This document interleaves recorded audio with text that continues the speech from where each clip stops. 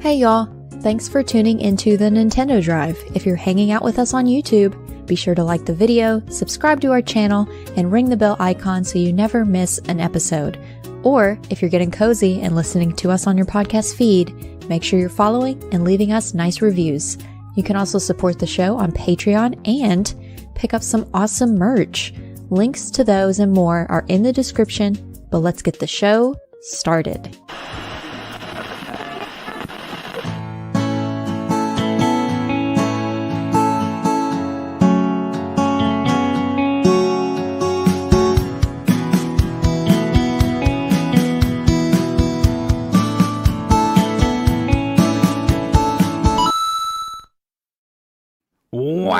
What's up, gamers? That was nice.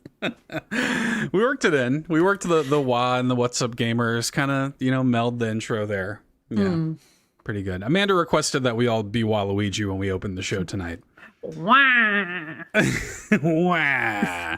Nobody does a better Waluigi than Sean, though. Sean really embodied Waluigi fully at Extra Life a few years ago. It was all for charity. Exactly. It was all for the kids. Yeah, I can't just do it at any old time. Right. We gotta be raising tens of thousands of dollars for children's Gotta be raising money for that. That's right. Yeah. That's right. That was Pretty pretty good. Yeah. Only the babies get one. But also, you guys need to see like the whole body. Like I'm in just this little square on the internet right now. Like being in person, you can see all the limbs kind of. You really doing their did, thing. yeah. The limbs were going, and you really were kind of. It was a full body performance. It was exhausting. experience. Yeah, it was. It was. Like my I was gonna say my hinges, like my joints, like my hips. Not Your points so of great. articulation. My points of articulation need some work. It's not so WD-40. great. Yeah. Yep. Little squeaky wheel. Yes. Yes, Hi, Amanda. To kick us off, because we're talking about hot takes, I have a hot take. Uh-oh. Okay. Don't come to the podcast and say hi and then leave to tell us you're going somewhere else. I'm looking at you, Winter Gamer. What the heck? Yeah. Gonna go watch the fine. Mets. Of Gonna go all watch the teams. Mets. Like a completely inconsequential game. There's 160 other games of the year. Who gives a rip about regular season baseball? Good Lord. We are a sport. Watch us. Sports content. This is an event tonight. Yeah. Where No. we look. Okay. We're so I'll live set and the there's no stage. other way to consume this. There's no other way. It'll not recorded. This podcast will self-destruct. Can I just say, actually, that brings up a good point, me. We do back in the day, you'd have to record stuff. You'd have to make so that you could watch something that was live. Like, I don't want to miss it. I got to tape it. Yeah. We do it for you. DVR. We bundle it TiVo. for you. We do it live here for you at twitch.tv/carpoolgaming live and youtube.com/carpoolgaming. We bundle it onto an RSS feed. Didn't even know what RSS stands for? Well, we put it on the feed for you. Okay? We put it on patreon.com/carpoolgaming. It's all there. We make it as easy as possible. And then you go watch the Mets. Who cares about the Mets? Baseball sucks. Oh, Regular season baseball, I will say, I think so. regular season baseball sucks. I think baseball is the most boring sport to watch. I'm not going to lie to you. All our baseball You're there people for are gone. 4 hours go. and you're like, what happened? Exactly. Yeah. That's all. Anyway, thank you for your ultimate producer Patreon support, Brendan Myers. We really appreciate it. Watch whatever I'm we're getting the people goes. fired up. It's going to be a There- fired episode. Oh yeah, ultimate producer. Do whatever you want. You can say whatever you want. That's true. Well, and yeah, I mean, I will say this. I'll set the stage a little bit. We'll pin it, of course. But yes, tonight we are talking about hot takes, Nintendo hot takes. And I put the call out to the community. And dude, there was a sea of fire in the Discord today. the hottest. Yes. It's spicy. I can't wait to get into it. But we will wait to get into it. Maybe next week we could do hot cakes. I'd like some hot cakes, please. Oh, like pancakes. Like pancakes. Yeah, I Okay. just like to eat. Yeah. Yeah, really, I just like to eat. I just kind of like to eat. yeah. Yeah, we can... When you said I thought you meant cakes like a birthday cake. Oh, but they're hot? Hot. Yeah. And I'm like, I'd eat that too. I guess, but wouldn't the icing melt? Wouldn't the? Maybe it's just like the inside. Maybe it's like the gooey. Maybe it's like the gooeys. Yeah, like the gooeys. Yeah, interesting. Like a lava cake. Like is a what lava you mean. cake. There it is. You know Yeah. what? Oh, Thank you lava for cake. finishing my joke for me. Yes. We got there. Yum. It is We a got lava there. cake. Yes. I had carrot cake this weekend. I will kill something for a carrot cake. I will kill. I'll just straight up. I will kill for carrot. I love carrot cake. It was pretty Are good. you kidding? Oh man, where did you get it from? There's a vegan restaurant nearby, and we took our neighbor to dinner because unfortunately his husband just passed. Sad, good friend of ours. Aw. So we took him to dinner, and he was like, "Why don't we go to that vegan place that's in town?" I'm like, "That's where I went after the marathon, and all of the food is incredible. Anybody I've taken there has been like, this is amazing, and it's all vegan." Gluten-free, and they do their desserts are on a big wall, and they had a carrot cake, so we did the carrot cake. Fantastic. Hell yeah. I love carrot cake. So good. And That sounds hot great. cakes. Most cakes. A hot carrot cake. I like anything. Yeah, I just like food, to be honest. Hey, what's making you guys happy this week? Carrot What's cake. Carrot cake. Carrot cake? Yeah. It's a very exhausting week because we have a streamer in the office. She's hanging out with us. She's super cool. We love her, but that also means I'm working like double overtime that I'm already working overtime. Double. Well, that's what it feels like. Let's see. What is making me happy? Well, the sun is out all week, so that's Hell yeah. exciting. We're going to have 80 plus degrees next week. That's great. Hot but good. Well, we've had pouring rain and sadness for the last 2 weeks, so I I'll take love it. pouring rain and sadness. No, too sad. That's how I live my life. Too sad. Yeah. Too sad. Yeah, I would say the sunshine is making me happy. Good. Had a good run today. Yeah, I did. It was pretty Nice. good. So, yeah. Very good. Okay. What about you, Sean? What's going on over there? Is the sun out in Canada? The sun is out in all of shining on all of Canada. Yes. Hell Just- yeah. A lot of what's making me happy is actually related in the housekeeping notes. Yes, Amanda. Okay. Sorry, you said Canada. I'll be the closest I'll ever be to Canada this week because my brother is graduating and we're going. Come on up. And there's restaurants, and when you look on the map, it literally says U.S. and then right next to it, Canada. Yeah, we're right You're there, right there. as it we turns were out. gonna try. We were gonna Neighbors try, to the but north. no just one has sitting their right here. passport besides me. Just run on over. Yeah, honestly, I might jump and run across the board. Is there like a bridge I can run across? Yeah, there's a few. Yeah. Okay. A rainbow bridge that says Canada. The answer was equally as stupid as the question. there are some, and sometimes there's just regular land, and sometimes it's a bridge. You can get across. Yeah. And you go across and it says Canada. Yeah, pretty much. Yep. And you're greeted by a man with maple syrup, just the stereotypical Everybody gets Canadian one. man. Yeah. Everybody gets one. God, I would love that job. Oh my God, that would be great. You get maple syrup. The You Border get Patrol? maple syrup. Yep. I don't know. No, not that.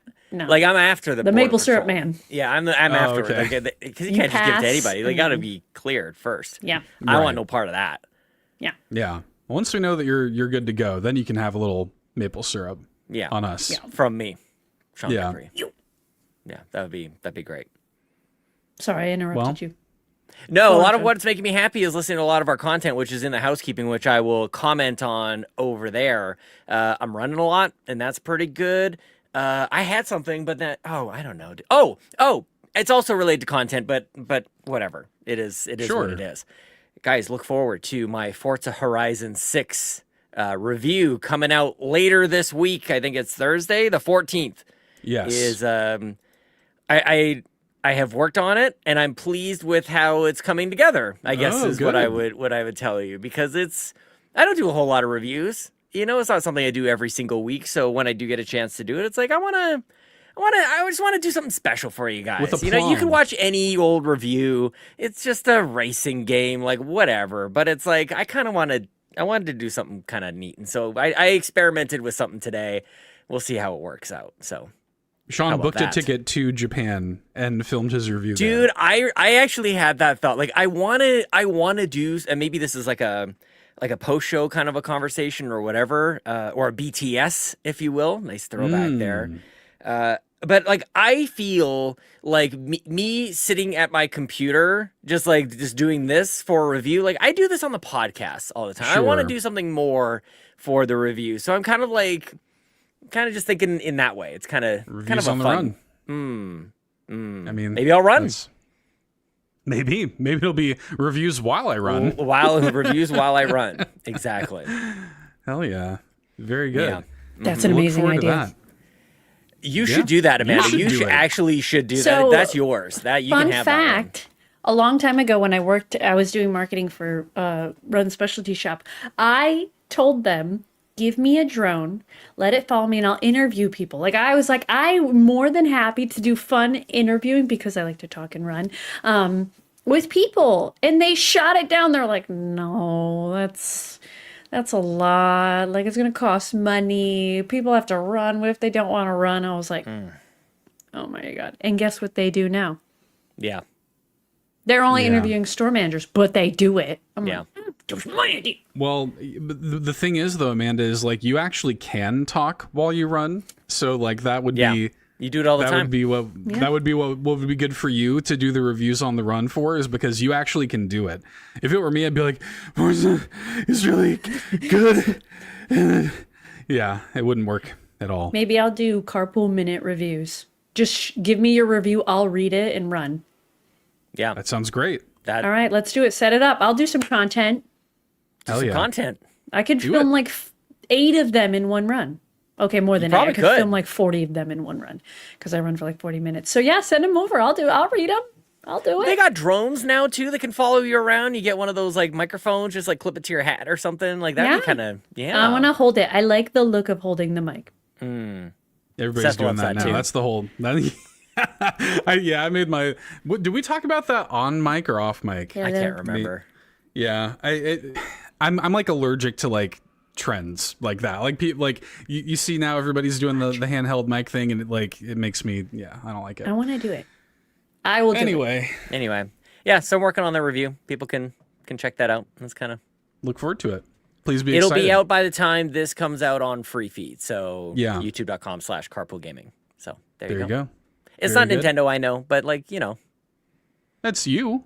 It's me. Yeah. Aw. No, that's a nice way to say it. Like it's, this might as well just be called like the Nintendo Drive, a Sean, Seth, and Amanda podcast. That's true. Really. And Lockless on permanent hiatus.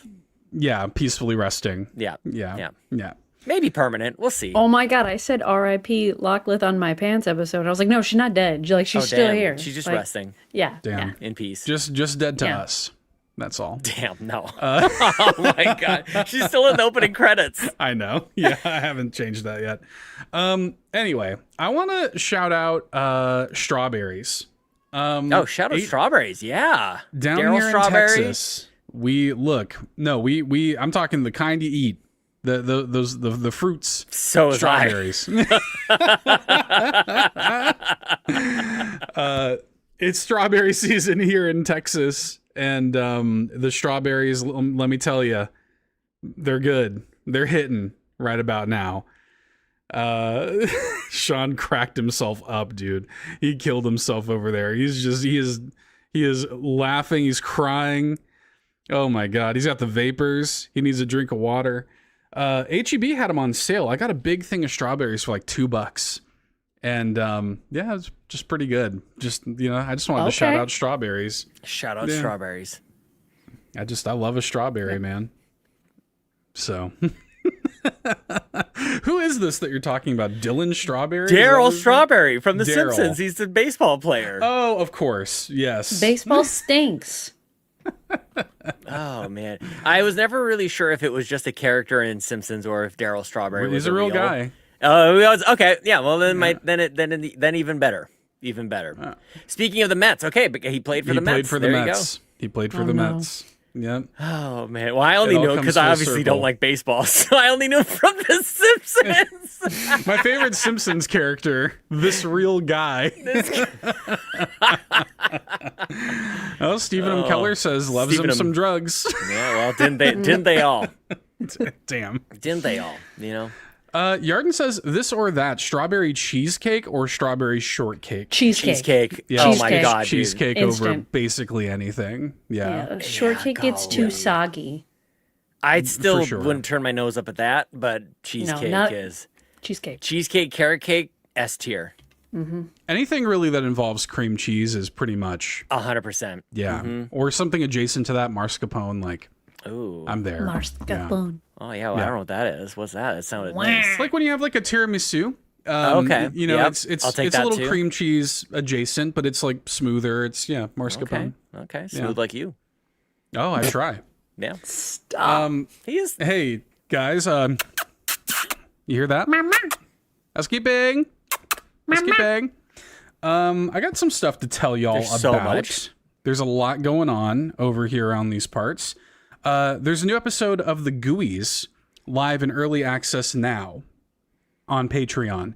It'll hit the free feeds on Thursday, but Sean, Ryan, Fulia, and myself got together and we did our May 2026 check-in, where we just talked about our favorite games that we've played so far in 2026. It was super fun. We had a ton of great community submissions. Yeah. It was just a good time. The Yeah. community is on fire lately, man. Like, They you guys are lighting it up in the Discord with the questions and jumping in with the gooey. Like, I'm filled with life when you guys are here lighting it up. It is so cool to see. That Gooey's episode, I listened to it today during a run, Amanda. It's very good. That one, I just got to say, I know I'm on part of it, but I showed up late, so I didn't get to see, or didn't know what happened for the first little bit. I'm so glad we do that. Holy crap. Me too. Yes, Amanda. I listened to the rest of you and Crocodile talk. Oh, Very very good. nice. Very Yeah. inspiring. Very inspiring. Yeah, Crocodile. Do you mind listening to yourself? I listened to my pants episode too. I kind of don't mind. I kind of listen to it. I'm like, I want to be friends with this person. And I'm like, oh crap. I need to find someone who's It's just me. like me. It's me. I need a twin. God, I wish I had a sister or a twin. And I feel like we'd be just like, I do listen because I love our show. I love our shows. She froze for me, so sorry if I'm interrupting you, Amanda. But you froze for a second, but I think you're back now. She's I'm good. back. Okay. Yeah. I like our shows. I genuinely think that we make really great podcasts and I enjoy it. But I think in the early days I didn't enjoy what I was doing on podcasts, so I wouldn't listen. But yeah, I listen to pretty much everything we do. This is where, and you guys know me, like I'm very forgetful and I'm kind of just like whatever. My brain is it's a thing. I will forget what I have said on a podcast, and then as I'm listening to other people say things on the podcast, I'll be participating in the podcast as a listener and say, Yeah, like, and I you'll should say this, You'll and then say I'll what say you it. Said. Yeah. Well, I've I've been nailed there. it. Yeah, it's so. Yeah, thank you, Seth. Amanda's shaking her head at me, but like that's a real thing. I've done it. Yeah, Yep. I've done it several times. Well, yeah, I don't often go back and listen to my own solo stuff. I hear far too much That's of my true. own voice. Yeah, I probably don't listen to my own solo stuff. Yeah. But I do. yeah. Well, I mean, hey, different strokes. I mean, I don't do a whole. I guess I don't do a lot. Like I got skipped in the pants rotation, so we'll fix that. That did not need to be aired publicly. That the community could have been blissfully unaware of It's that. nobody's fault. It's my fault. my fault. It's It my is, and it's fault. my fault. It doesn't No, matter. It doesn't. I It's just totally- funny. People haven't heard from me in a bit. It's like, oh, I mean, I screwed up. So whatever. No, it wasn't. It was completely my fault. When I recorded my last episode of Pants last week, I went to see who was next in the rotation, and my eye just fell to Amanda for some reason. And the problem is our names, even though they sound very different, SE as the start. yes, So I can think see I that's would what it definitely was. do the same. Yeah, I think thought that's you what it meant was. me and you, and I was like, our names are not the same, but okay. Yeah, Amanda was like, "I appreciate you trying to give Seth some grace, but Amanda and Sean are like see. quite Yeah, different." No, yeah, you would have went. Yeah. Anyway. Yeah. What was I So- talking about? It's well, I'll say that it's a good segue to talk about Pants because Amanda, your episode of Pants did just go live this week, and fixing the rotation, putting the order back in place. Sean will be up next. Oh, what? Okay, great. Yeah, Yeah. great. So that'll all come out in the wash, as they say. Leave questions for Sean. His episode of Pants is coming up. Yeah, Very good. ask me questions, guys. Like, you guys are lighting it up. Like, what do you guys want to know? What do you want to know about me or anybody on the team? Ooh, what if we do that? Oh, that'd be spicy. Gossip. Ooh, tea? I'll even sip Hot some goss. tea. Actually, I don't want to do gossip. I don't want to do that. Oh, yes, you do. No, I Drama actually- is here. No, I definitely don't want to do gossip. But if you guys just want to, I could talk about other people, but in a nice way, in a No. positive way. Like, I'll Ask him who adore his them. favorite is. No, I don't want to do that. I You're thought like, I about had it. one, but We all know the answer. I did on the Gooey's. I declared my love for Ryan. What was Ryan talking? It was one of the games. Oh man, it was like you guys Jaws or whatever. Jaws. It was Jaws. Yeah. Yes, Ryan's talking about Jaws like any of us would be like our favorite game. Just so much detail and so much. Yeah. And it's like Ryan is one of one Just in a million. unique Just person. Yeah. yeah, we love Ryan. Yeah, Truly so unique. Yeah. We do love Ryan.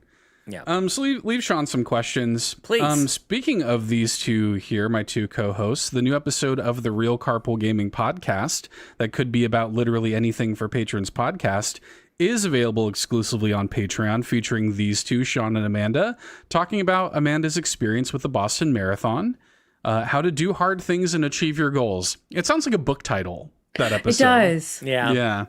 Pretty good. I mean that as a compliment. I think that sounds like a self-help book. Kind of just like, it's just type it, just putting it out there. I'm like, I think that's what this is about, really. Yeah. 3-hour marathon, like it's nothing, like whatever, no big deal. Just doing my thing. Yeah. Says Amanda. I didn't do that. Episode of the podcast is might. probably as long as the marathon was. Just about, Dang. actually. Hear it. Oh, we should have done that. We should have made it exactly. Oh, 3 that would have hours been and good. 4 minutes. Dang it. Yeah, next time. 3:05. Correction. I'm sorry. Excuse me. At least I didn't go the other way. I said 3 or 4. I was trying to give you You're more like, credit. yeah. Yeah. Yeah, we should. A 3-hour and 40-minute podcast would have been right the same time as Amanda's run. Anyway, go listen to that. We have some other stuff kind of in the pipeline too. I know that Sean and Ryan recorded a little something that should be happening, or he's kind of leaning in like we haven't recorded it yet. It didn't. We watched the thing. Okay, We watched fair the enough. thing. Predator Badlands. We watched. We were supposed to do it on the weekend. It didn't happen. We'll get it out to you guys. All pretty good. soon. Yeah. And then tomorrow morning, my time, Flea and I are recording yet another GUIs episode. What? So we're going to be talking about mixtape. So yeah. we'll, I did know that. Yeah, so we'll be putting that out at some point soon. A lot of content coming y'all's way. Yeah. Well, when you get excited about stuff, we tend to record it and talk about it. Yeah, make stuff. Yeah, Make stuff. Of course, we're gearing up behind the scenes. Stay tuned. We hope to talk about some Summer Game Fest stuff pretty soon. That's coming up. I mean, we're at this point just a few weeks away from Summer Game Fest, and we always like covering that. And there's some stuff cooking up behind the scenes, y'all. Bubbling. So, Yep. bubbling, just popping Bubbling and bubbling up. back Yep. there. No. Yep, Yeah. Bubbling up. You didn't like the bubbling up? No. I love the word bubble. I think it's such a fun word. It bubble. is a fun word. It's one of those words that sounds like what it is. Bubble. Bubble. Yeah. You You ever know? play Bubble Bobble? Oh yeah. Bubble bobble. Bubble Bobble. Yeah. I think the characters' names are Bub and Bob or Bib and Bob or something like that. That's Yeah. right. Yep. Pretty They're good. also in Bust a Move. Yeah. And Super Bust a Move. Super Bust a Move for the Super Nintendo, I assume. That's right. Yeah. Oh. Amanda my wants out of favorite. here. Amanda, this is taking me been back waiting. to the Locklift days. We're just like, what totally. am I I've been doing here? What the hell's happening? Anyways. Yeah. Support on Patreon to get access to that stuff. You can also support the show entirely for free by leaving us a quick 5-star review wherever you listen. That really helps us out. It's super easy for you to do, and it's super impactful for us for you to do it. So Yeah. go do that. Please Makes do. life worth living for some of us. For some of us, it's all we have. That's all we You have. know? Yep. We're waiting on the good times now. Another easy and free way to help the show grow is to tell a friend, recommend the show to a friend that you think would like it. Tell your mom, tell your grandma. I want to tell y'all really quickly about the stuff happening in the community, like the Backtrackers, our monthly video game book club ran by the community. We are playing Skate Story this month, which is available on pretty much everything. Meeting up on Saturday, May the 30th at 8 a.m. Pacific, 11 a.m. Eastern. And then we also have the Book Crafters, which is also a community-run event about actual books. It's a real-life book club. Their theme is Judge a Book by its cover, read something pretty. They're meeting up this Saturday, May the 16th at 4 p.m. Pacific, 7 p.m. Eastern. So please do hang out with the Backtrackers and hang out with the Book Crafters. Can I say also, if you struggle with real books, you could you could read comic books as well. Like I am. I just started this revival comic book. It's about people coming back from coming back. They can't revivals. die. They can't die. They kind of come back, but not like zombies. Like they're back, And it's like, that's a very confusing situation. So shout out to that. It's not just books. They can have books with pictures in them and words if you like. And audiobooks. I think And there are audio. a lot of people that do that. Yeah. Pretty good. So for whatever reason, whether you just don't like books or you can't see them, like whatever you want to do, you can just join in the back. Or if you want to draw something, the book crafter, you can do whatever you want. You can just do whatever you want. It's just a hang. That's really all it is. It's just an excuse to hang out. It's pretty great. Yeah, with like a light theme to kind of orient it, but otherwise. Yeah, that's But it. you can always relate the theme to smut. Smut. I just can't believe it hasn't come true. up in a little while. That's true. Yeah, pretty good. Okay, that's what's going on with the housekeeping. Get out of here, housekeeping lady. Leave. Pretty good. Okay, so Amanda, what's been going on? What's been going on over there? What are you playing? We're just knees deep in Animal Crossing, which reminds me I didn't do my dailies today. I think on Sunday, was it Saturday or Sunday, I sat in my Animal Crossing island for like 5 hours. Hell yeah. Got some work done. sounds We nice. working on the weekend. Yeah, that's kind of working on the weekend. weekend. Yeah, I've just kind of been hanging out in there. I streamed it once last week when I actually streamed, because I haven't been streaming. We've just had a lot going on. Sure. A friend passed away, a lot. So I'm just trying to this week's a mess at work. So just I don't have time to stream, but I have been playing Animal Crossing. We're building the golf course. That's such a good idea. I did Holy show crap. off some of it on stream, which was cool. I'm determined by the end of the year to have the best freaking island ever. I am I feel like right now I'm in a very creative state, which I haven't been in a long time. And I had some people come to my island. I got 6 robots. I don't know what to do with them, but they're the size of my house. Oh, like the big Robots. ones? Yeah. Yeah. I don't know why, but they're there. Pretty cool. But yeah, so we're building. I'm struggling. There are items I need that I can't get right now, and I don't know if the whole Treasure Island thing is still a thing, but the wheat fields, I'm dying for some wheat fields. Oh, and I can't Amanda, get them. Put a shopping list together and put it in the Discord. People will help you. I guarantee it. Yeah. Oh, Just don't make one of those items turnip prices.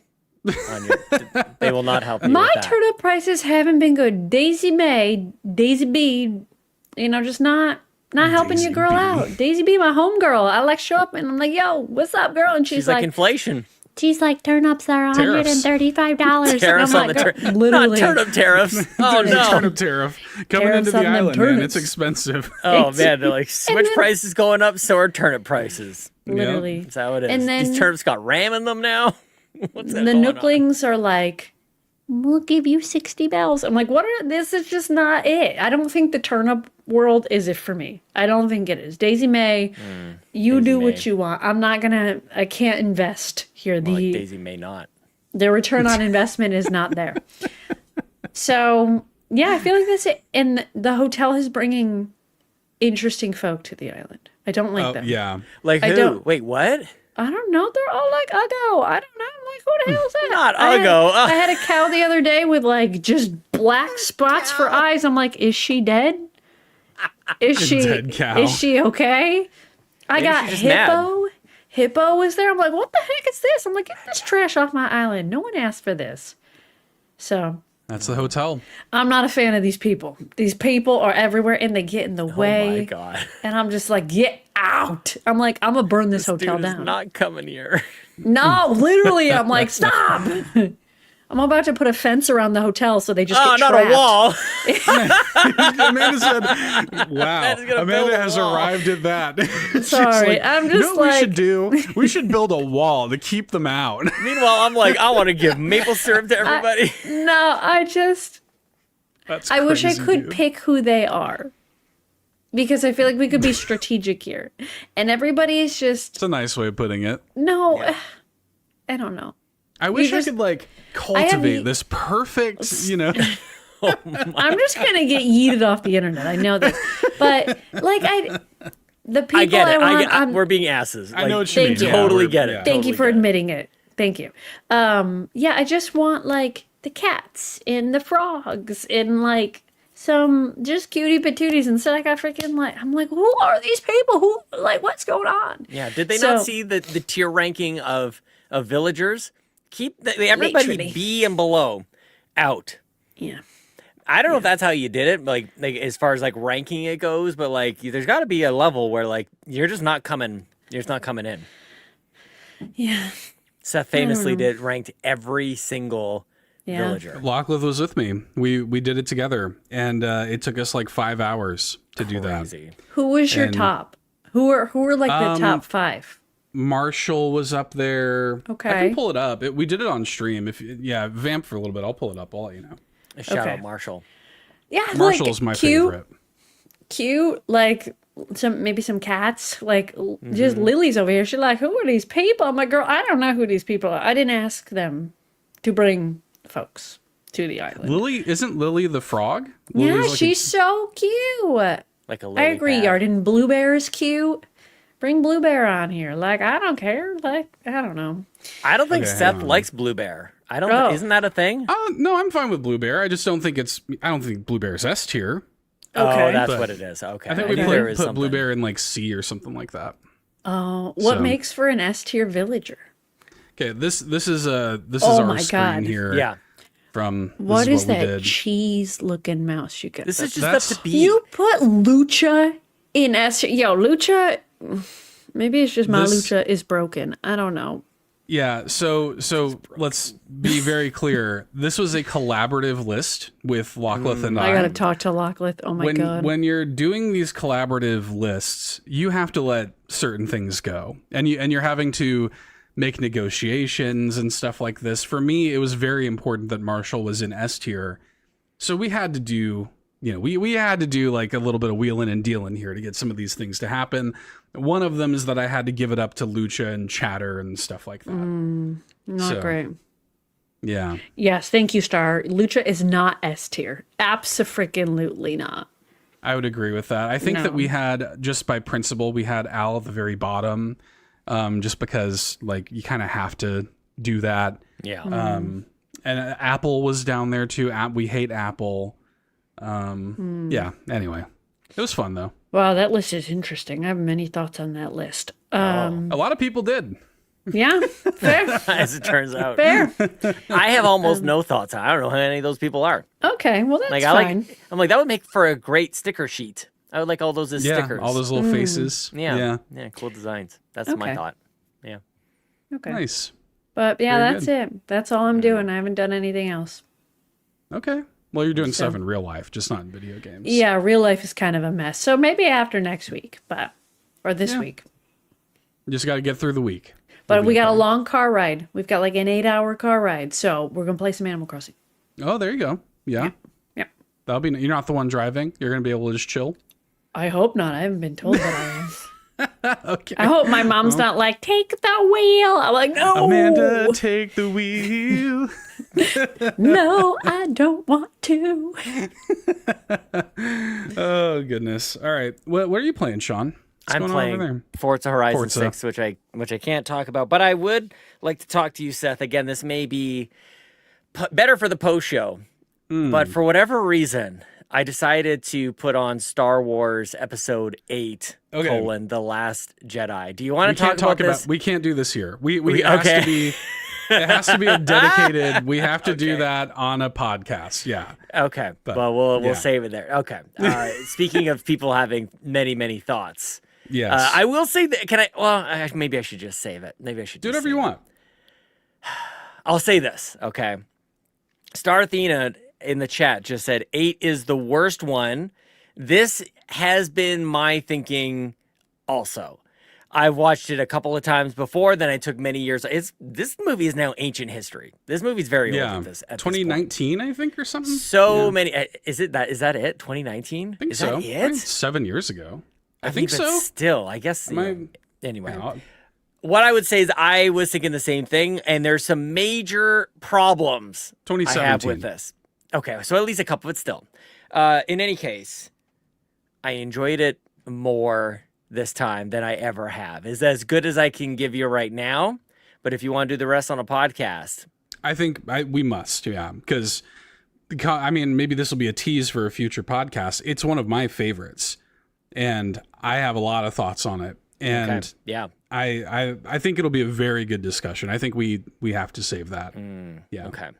I would like to one of these days, as soon as I wrap up my Forza review, though, I still have these from the library, UFO 50 and Pocopia. I still have these. I must get onto this. Amanda, I should have mentioned this during my happy times, my happy things. My happy times. My happy times at the start of the episode. I haven't looked at, I may have just crossed over my most mileage, my most kilometers run in a single month. I think I'm if I haven't done, I'm like right there. And it's May 12th as we record. I mean, you're like not even halfway through the month. I have so much. I've got another run tomorrow. Yes, Amanda. But I want the chat to know, and I want Seth to know I'm upset with Sean because he's going on 2-hour runs without fuel. And we had a long conversation last week with Seth as a witness about fuel. Sean, and I quote, said, I will buy fuel. Did Sean buy fuel? I will. No. What is Sean running on? No fuel. I will. Mm-hmm. I want proof of the receipt. I'll get Red Bulls and water with salt in it. Is that okay? Is that what you mean? Amanda puts her head in her hands. Amanda legit is like in the DM. She's yelling. She's mean to me. I'm so mad because because it's gonna screw you over, and you're gonna be so upset, and you're gonna beat yourself up, and I'm gonna be like, "What did I tell you from day one?" I'll get there. Okay. I will. Okay. They're just 100. You're asking me to buy $100 Chewies. You know what I mean? Not the Star Wars Chewies. The $100 Chewbacca's. Exactly. Yeah, what? I was like, where are you going with that? Okay, so as of today, 112.49 kilometers this month. What is that in miles? Hell yeah. It's like, I don't know, like 65, 66 miles? Okay. Math. Something like that? Is that how close am I, Seth? Oh my God, how am I doing? 69.89. Oh, nice. Yeah. Nice. Don't run anymore. So last month I did 111. So I'm already over last month. There's only one other month that I've done more than this. This is that we're doing the thing, Amanda. I know you're mad. You know what? I shouldn't have brought it up. I'm mad. I'll go eat some crackers. Are you playing any games? I'm not playing any games. No, absolutely not. Well, I'm almost done. What am I even thinking? Yes, I'm like at You're at the end. The end of Escape from Ever After. I might finish it tonight. Maybe I do that after the show. Okay. Maybe that's what we do, because we'll see. I'm so close. And the thing that's coming up against this game, the worst thing that's happening to this game is that there are other games happening at the same time. Yes. For me. It is impacting my enjoyment of this game to a huge tremendously. Degree. It's not the game's fault. I want to play Saros. And in some cases I kind of have to. So like, and it's a stupid thing to whatever. But I am enjoying it, but it doesn't sound like I am. And I know that it doesn't sound like I am. But I get it. I'm glad by the time the year end comes, I'll be like, I'm so glad I threw that one in there, or that it got tossed in there thanks to the charity, because I wouldn't have picked it for sure. And it definitely is the most unique game I've played this whole year. There's a lot of I played a lot of shooters this year, and this is a Paper Mario like game. Yeah. That has been covered a lot on this show, as well as the GUIs. So people should go listen to that. But I am enjoying it. I'm almost there. I feel like I'm not doing enough with my characters. I feel like I would actually like a do-over with this game.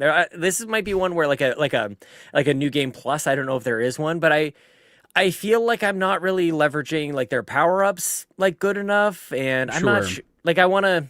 Maybe I need like I need to respec. I need to RESPEC. That's it. Yeah. What's wrong with that, Amanda? She's got her hands in her face over there. Do you also say Reese PCs? Absolutely not. Okay, no. Thank God. All right, never mind. That is the way you spell respec. Like he wasn't wrong. Yeah. RESPEC. That's it. That's where that comes from. I know where. Yeah, I know. She's like, oh no, I get it. I'm well aware. It's fine. Yeah, okay, I get it. It just sucks. It just sucks.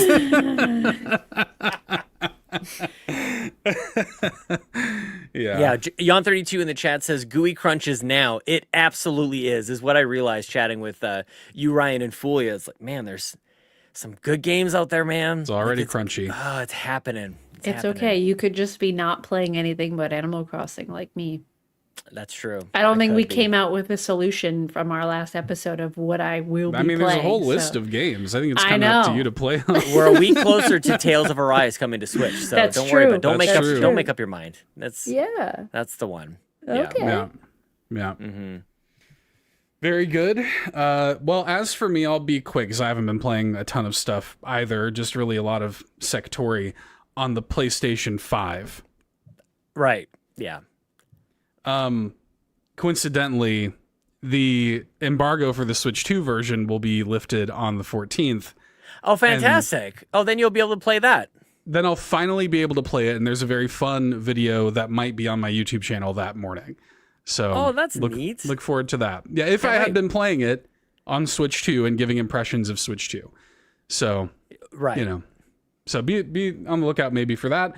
Long plays continue on my channel of both Constance and Anthology of the Killer. Dude, that's Constance is on my list. You didn't I don't it's good. think you mentioned it during the GUIs. And I'm not sure. I mean, we were limited, I guess, in our list. Yeah, and I haven't finished it. Yeah. I'm gonna add it. I'm gonna add it to my section, inspired by other people's lists. Even though this wasn't really on your list, I may have to put an asterisk on this. I think this looks like a Sean-esque it is video game here. Constance. Yep. It is very much a like Hollow Knight style Metroidvania. Really cool.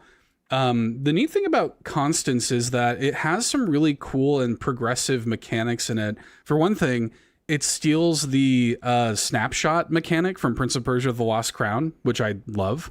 The ability to take a picture of where you are on the map and like save it for later. Love that. It also has a really cool mechanic that eliminates the run back problem of games like this, where when you die in this game, you can choose to go back to your bench, basically, your shrine, or you can respawn right there where you died. The issue is when you do that, enemies become a little tougher. So it kind of neat. Like it's kind of a neat like risk reward kind of thing where it's like, well, damn, if I don't want to run back, I don't have to. I can come back right now, but everybody's gonna be a little bit harder. Right. So pretty cool. It's good, and like the story is, it's got these like kind of mental health themes, and it's good. I am enjoying it thoroughly. I also am going to be starting up Wax Heads as a long play pretty soon. That like record store simulator. I mean, it's like Wax Heads. What the hell are you talking about? Where do you find these games? That's what I always ask. I'm like, I hear things and I'm like, what? Yeah, I don't know. I mean, what?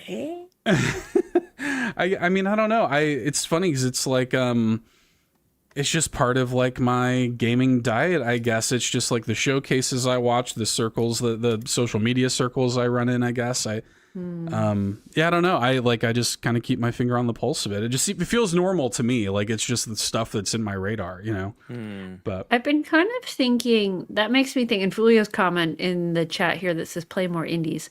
I had this epiphany on my run the other day, is that it would be cool if I did like some type of series of playing like $1 or like $5 games on the eShop, because generally those games are shorter. It's just a matter of finding them and keeping me like engaged, like interested in them. So maybe I embark on that journey to try that. Maybe that'll keep me interested, because I'm just in this weird limbo, and you're always playing these games on where do you find these games? Well, and also people in the chat have you played Neon White, by the way? Just play Neon White. I'm on the rankings of the Neon White. Mm-hmm. I didn't finish the story of it. That's okay. That's as long fine. as you played it. Yeah. You just need to have played it. That's all. That's all we're asking, is when we say just play Neon White. I'm just asking you to play it, quite literally. Yeah, just play it. Yeah, the chat's being very nice, mentioning that they listen to me or whatever, and that's where they get their recommendations, and that's very nice. But really, for me, it's like it's about having that dialogue and that conversation, and it's about like when I put out a video, like I do these monthly videos on my channel called On My Radar, where I talk about the games I'm looking forward to that month. I really throw it out there so that I can get engagement from people who are telling me about other stuff that they're looking forward to, and it's really about having that ongoing conversation about games that people have been playing. And a lot of times I will learn about games from other people, and that's all a part of it. Like anytime Folia and I sit down and talk, I wish list like 3 more games basically. Dude, what was the cat game she talked about in the GUIs? The cat, like the buttered toast or whatever, Catto or whatever. Yeah. Yeah. What was the name of that? Folia? Folia's in the chat here. It's like Buttered like toast. cats. I can find it. Like the mechanic was based on the fact that cats always land on their feet and buttered toast always lands buttered up or whatever. Yeah, it's Catto buttered cat. Catto buttered cat.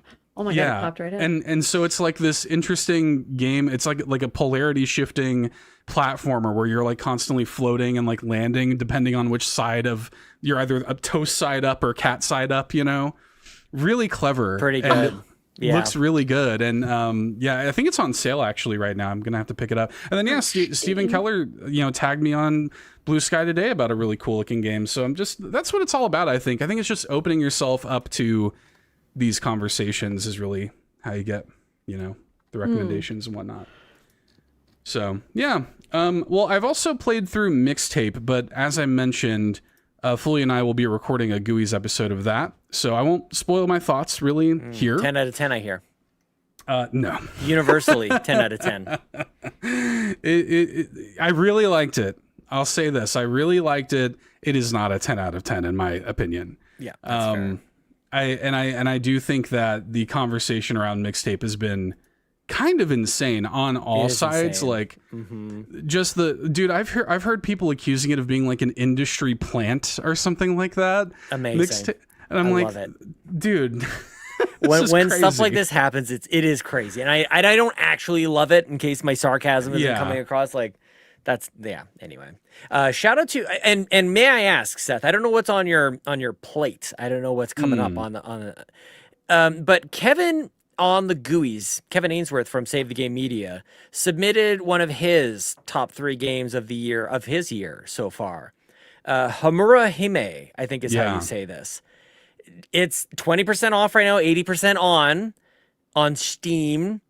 This is it's described as an anime-style 3D action game merging exhilarating thrills and tension-filled gameplay of bullet heck for our younger audiences. Heck. Yeah, bullet heck. Players dodge hails of projectiles, unleash combos that blend close quarters and range attacks, etc., etc. Anyways, is this on the docket for you? Is this on deck? Is this maybe? It's coming to people. It's coming to Switch 2 later this year. Oh, and right.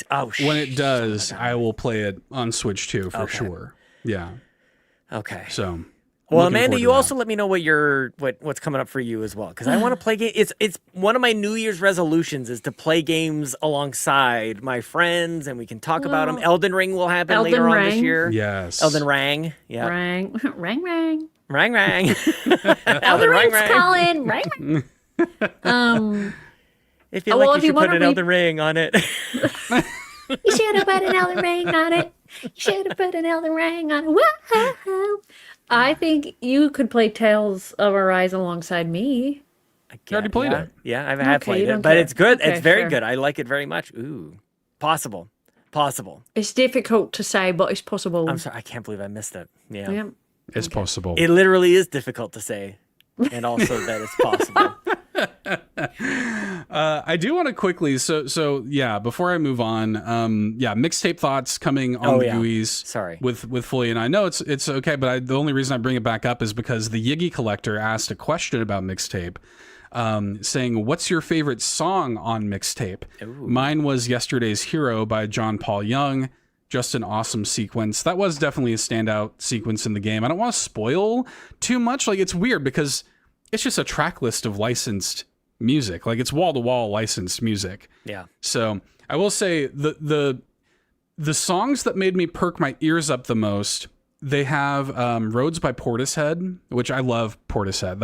And that album is an amazing album. There's also Silver Chair in this game, which also very good. So I really enjoyed stuff like that.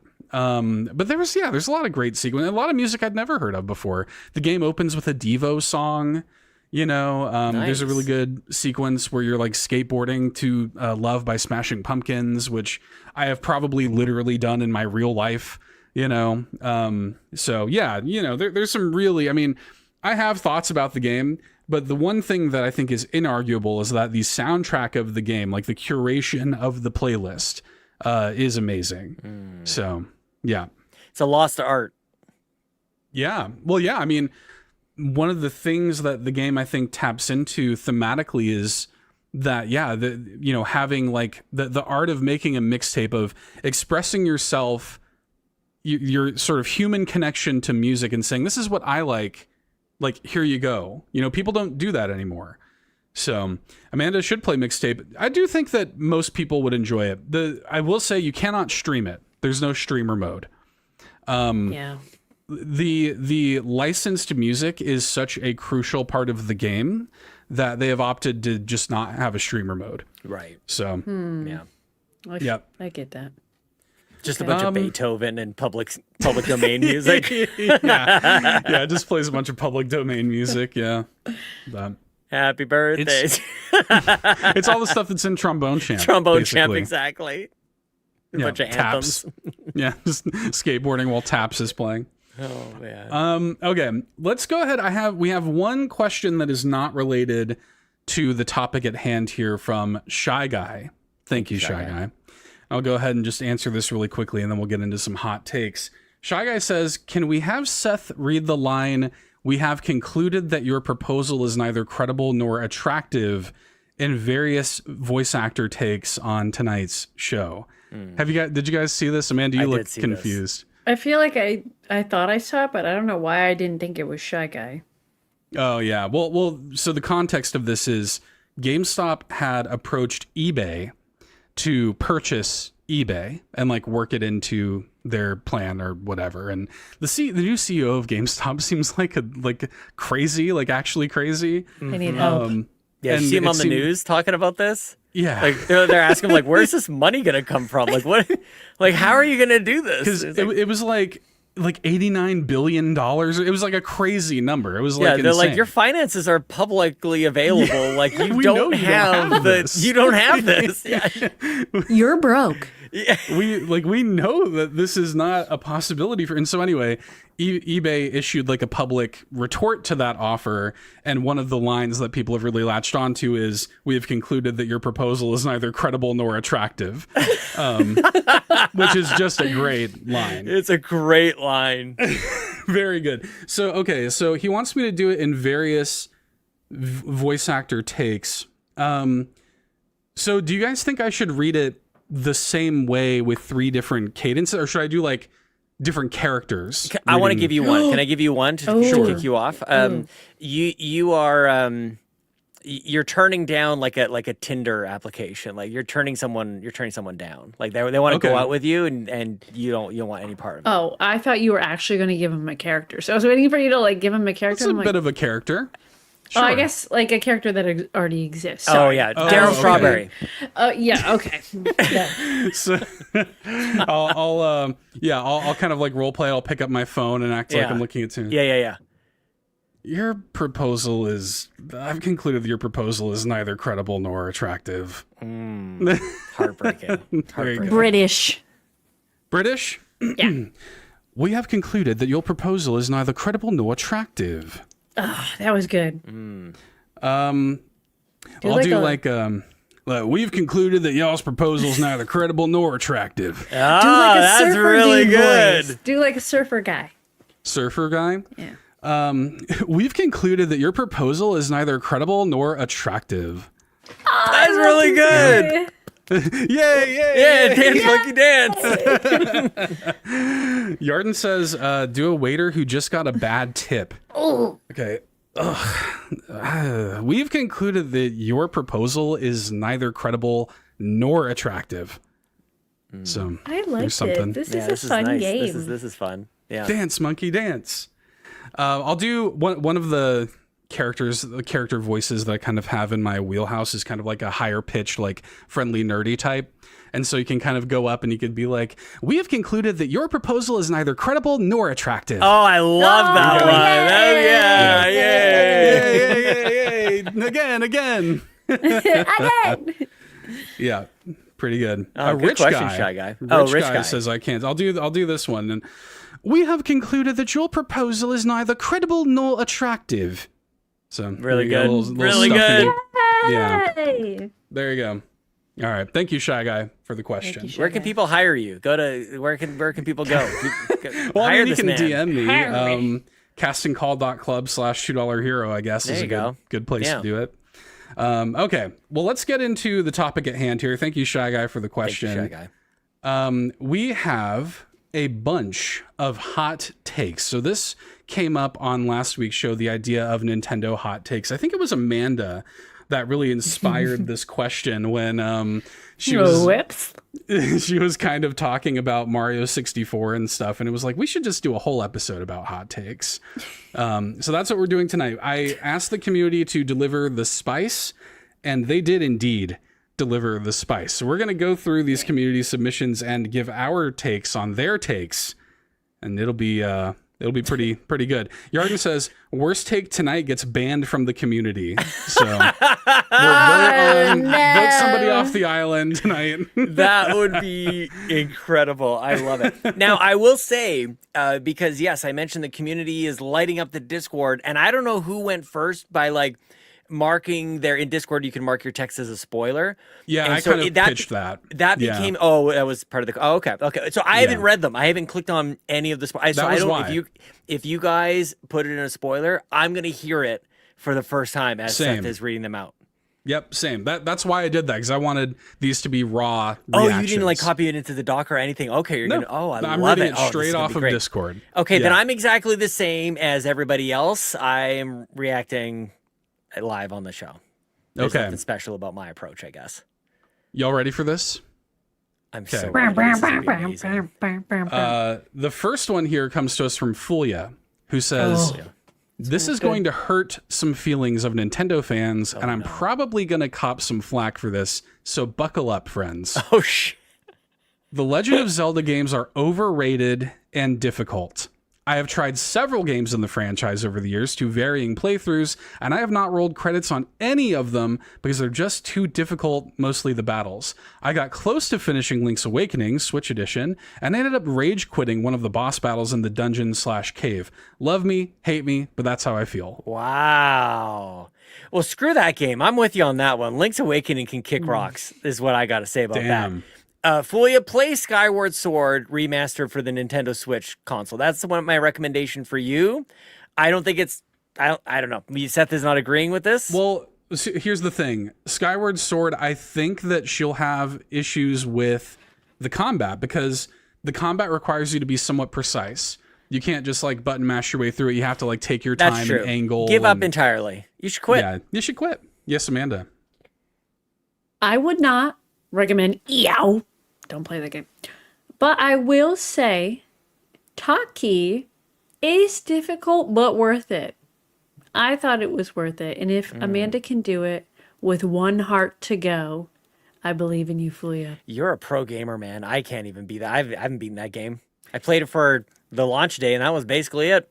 Hey, we were holding on by a shoestring, baby, and we did it. So, Good Kind for of same you. with Yow. well, I mean, the thing about it is like Fulia has made up her mind about this. So Okay, Oh, but so we're we're gonna not change We're it. just like we're not trying unsolicited. to change her mind. Yeah. Pat in the chat, Wind Waker. That's a good starting point. Wind Waker, I would say the combat's not too bad.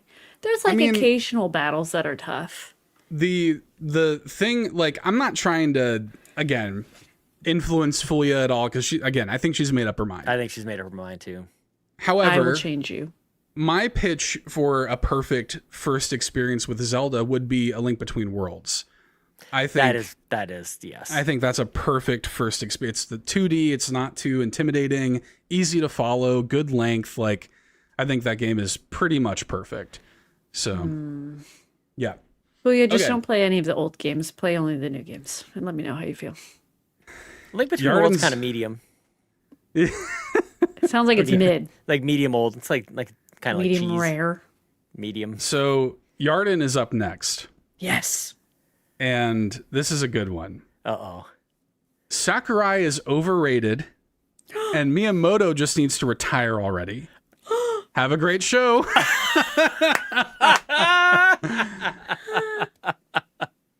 Damn. I mean, Sakurai Amanda. is charming as all get out, man. You got to give him that. Like, even I don't know how he's overrated, Love but me a good Japanese man. I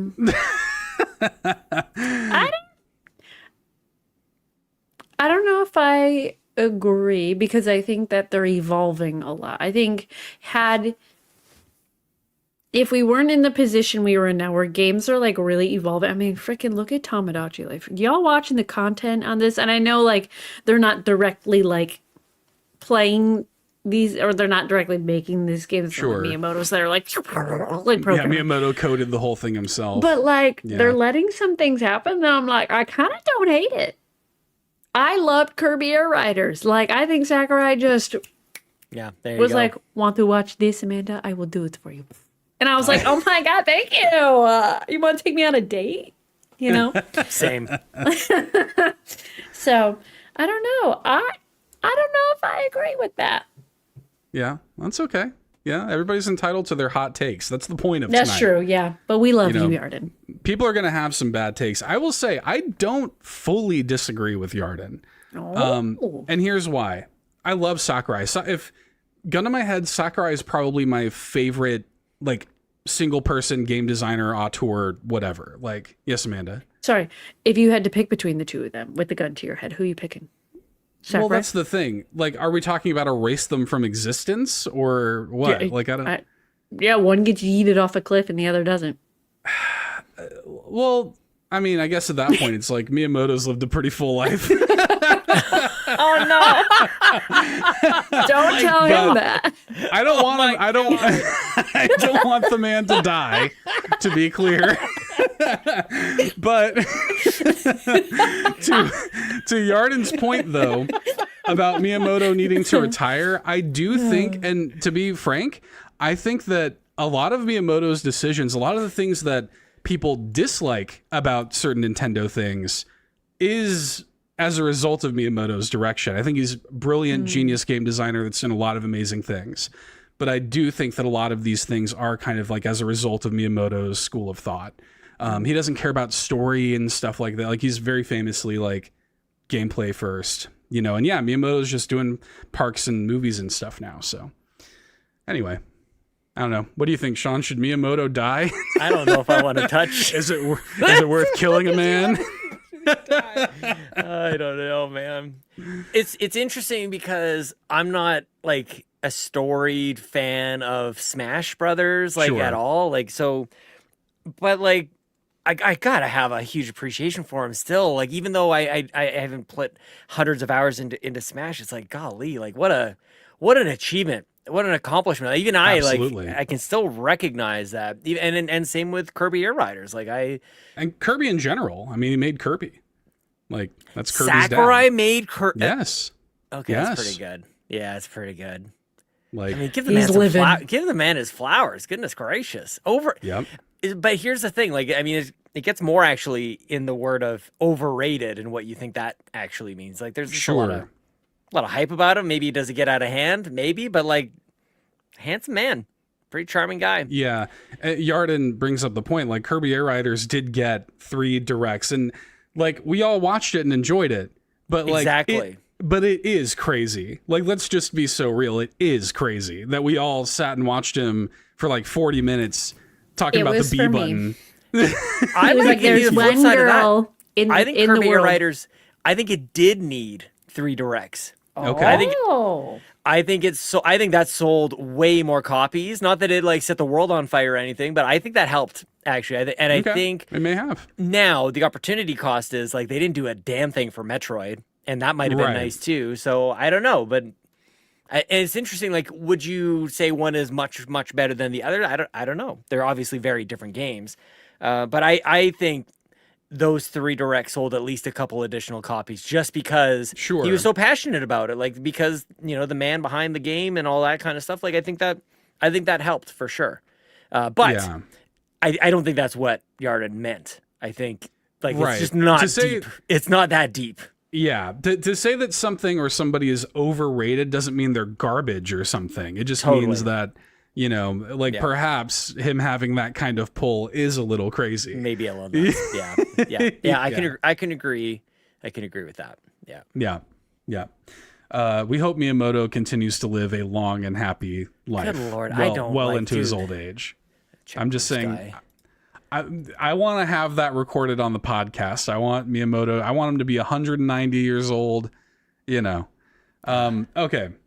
Next up is Laura, who says that my hot take is that Miis are creepy. I don't like their little robotic voices. They kind of give me the ick. What do you think about not that? the ick. I like him. I like Miis too. I like them a lot. I don't know if I have an opinion.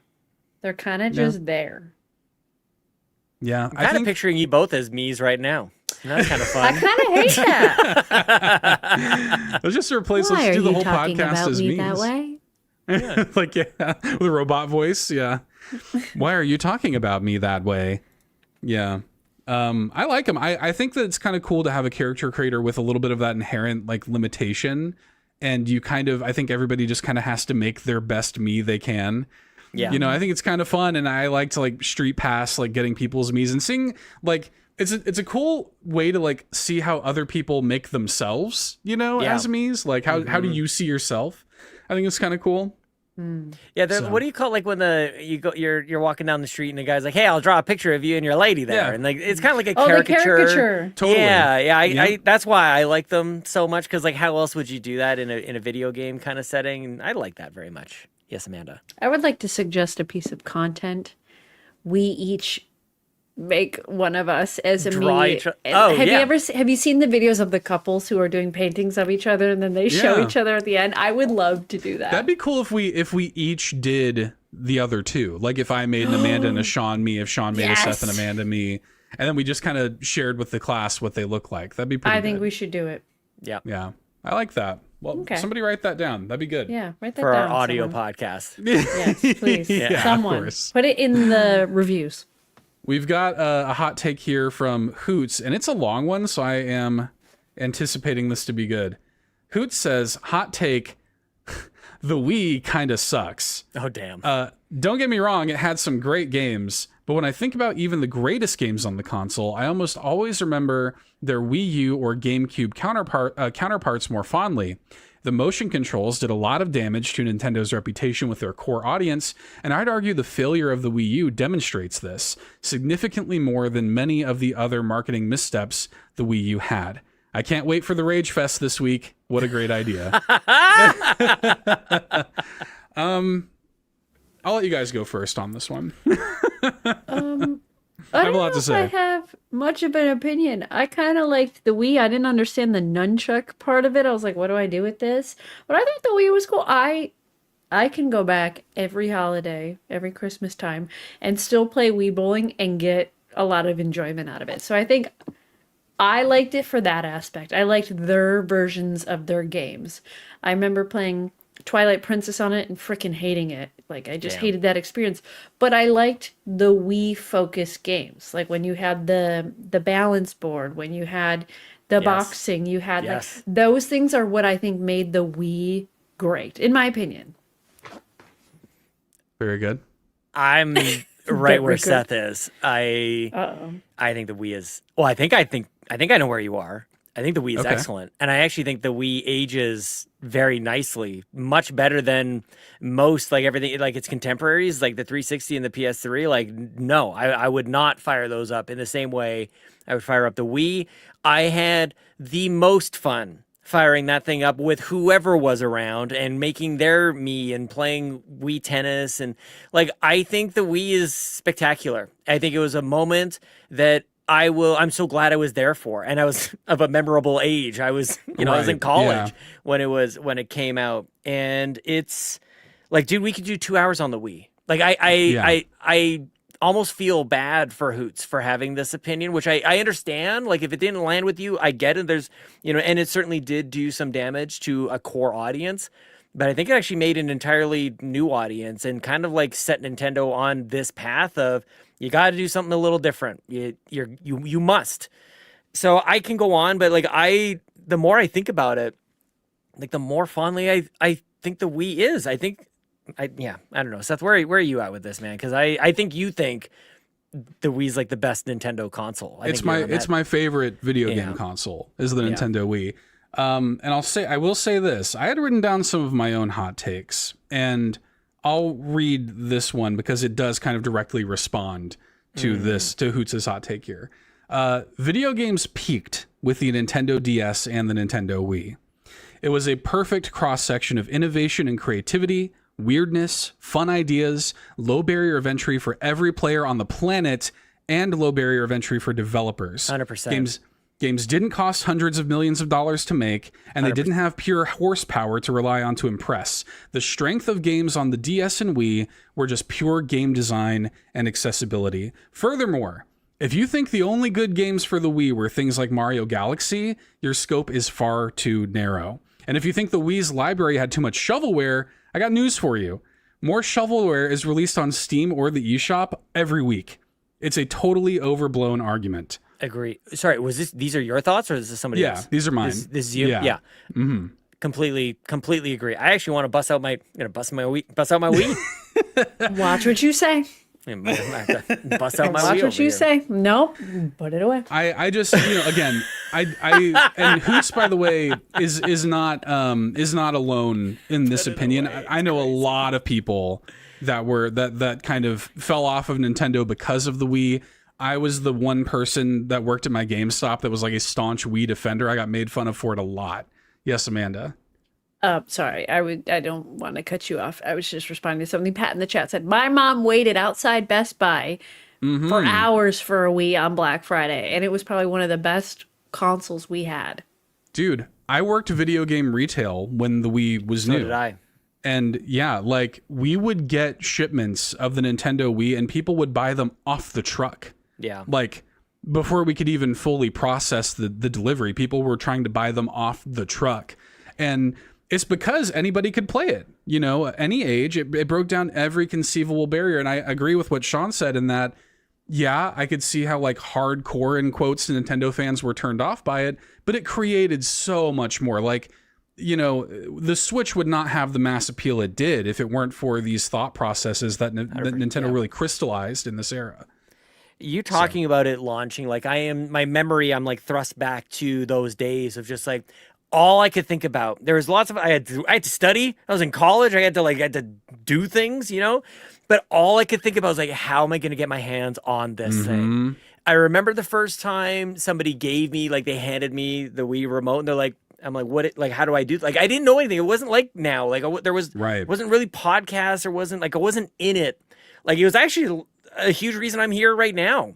Is the Wii like brought me back? Like I'm one of those people. The more I think about it, this is a long time ago, so sometimes my old brain has to kind of recount these things. But it was like I turned my nose up at the DS for sure because I was like, that looks like it's for kids. I remember my younger cousins getting those. I'm like, not for me. Like, so I get that. Like I can honestly say like I was there. The DS was not for me. 3DS and the Wii completely brought me back. When I first held a Wii remote, I couldn't help but just like be amazed at how smooth it was. Yeah. Like moving the cursor across, the UI was so simple and beautiful. It's just the quirky, like the weather channel I thought was a really weird thing. But of course, virtual console like is what everybody wants. You flip like the Wii remote around and it's an NES controller. Dude. That's brilliant. I wonder did you play Excite Truck? Anybody who made it, like Excite Truck it's got this the is juice, what I man. mean. Yeah. Like there are people who like they write off the Wii's library because of like, yeah, there's a lot of shovelware, but again, there's a lot of shovelware on every platform. And like, yeah, I think that the big first party Nintendo releases are great, your Zeldas and your Marios and stuff, but dude, like talking about No More Heroes and Rhythm Heaven and WarioWare Smooth Moves and Super Paper Smooth Mario Moves is so good, dude. Just you can just rattle off a million great games, and it was awesome. And yeah, the advent of Virtual Console, it was like it came from outer space. Totally. It was this white obelisk that emitted blue light. It's so cool. Like I still think it's cool. Because now, like, what the next, like, we talk about, like, the next, like, the PlayStation 6 is going to come out in whatever, 2028, right. Like, what that's going to be. You generally know what the next Xbox is. If it's a PC is, like, part of the story, like, you know what that is. Yeah. The Wii is like, and I guess the Switch is like that as well. Like you couldn't believe it that somebody had concocted this thing up. Like, how does this thing exist? You point at the TV, dude. Like I said, we could do a whole dedication to it. Someday we should. It was really, really special. It was such a special time. It felt like the world was coming together for it. You know what I mean? Yes. Like, it really did. I don't think that's overstating it. It just, I think so fondly back to those times, and I miss it. It's excellent. Yeah, one day we should do a dedicated Wii episode. I love the Nintendo Wii. The next hot take we have here comes from Sean, in fact. Me. That's me. The Sean. That's you. Yeah, that's you. Sean says, purchasing the Nintendo Switch 2 plus Mario Kart World Bundle is one of my most regrettable purchase decisions. I should have just bought the console and skipped the game. 100%. Damn. My son just bought a Nintendo Switch just on its own, and I'm jealous of him. Like, to put it another way, like, oh man, you're so lucky. And it's not like it was, I got as good a deal on a Nintendo first party game as you can get. It was like $50 more for the. But no, I wish, I was saying to my wife the other day, like, it's a bet you make every single time you buy Mario Kart. You buy any Nintendo console, and if it launches alongside a Mario Kart game, you buy it no matter what. You're not waiting for reviews. You're not waiting for streamers. You do that every single time. But with that said, I wish I hadn't. I hate that I don't like it. I hate that I'm like going to spend like the rest of this generation probably without a new Mario Kart game, and I just bought it, and I don't like it. I'm mad about it, Seth. I don't like it. I think your time will come with it. I think there will be a turnaround someday. I want my there prediction. to be. Maybe they got to change that title music. That has a lot to do with it. I mean, fire up the game. That music sucks. It's got better music when you get into it, but that title screen music, no, that's not it. Coming after Mario Kart 8, it's got the bass. Oh my, it's so great. And then they got the whatever yokel music. The problem with Mario Kart World, I think, is that a lot of people came into it kind of expecting it to be Mario, the follow up to Mario Kart 8, and it kind of isn't. And I think that when you just kind of accept that, you'll like it more. And I really enjoyed like just going around in the open world and just kind of existing in that world for a little bit. Like, I really loved playing the game that way. And I think that the racing and stuff feels every bit as good as, 8 and 8 Deluxe and stuff. It's just some structural changes, and I've come around quite a bit on Mario Kart World, but I still don't think it hasn't become a staple in our gaming diet the way that, Mario Kart 8 was for many years. I think that's part of it as well. Sure. I have it, and nobody seems to care about it. It's not even just me. It's just like, because if everybody was playing it, I would probably jump on with you guys, but you know what I mean? Like, but it's kind of just dead in my mind and everybody else's as well. And I don't like that. And I don't like that that's the case. I don't celebrate, this one. I hope that's obvious, Yeah. So that's fair my enough. hot take. How do you feel about this, Amanda? About Mario Kart World? I feel like the only time I've played it is because I'm playing with other people. I like the fact that you can have a lot more people involved. But I don't know if I feel strongly like it's kind of mid. It doesn't like I don't get excited, though. I don't know if I've ever truly been super excited about Mario Kart. I think it's just always been like a staple game. Like, oh, of course, if I'm going to have a new Nintendo console, I'm going to have Mario Kart if it exists. Yeah. So I don't know. I think I'm kind of indifferent. I like the fact that you can get more outfits. What I hate about it is that there's no more content. Like, that's it. It's pretty much that I think is a big miss. I think on I think that's a huge issue, is that they didn't continue to support it when they could have easily supported it. And what I wish Nintendo would do and think about is more unique ways for people to do things without just making us pay for DLC.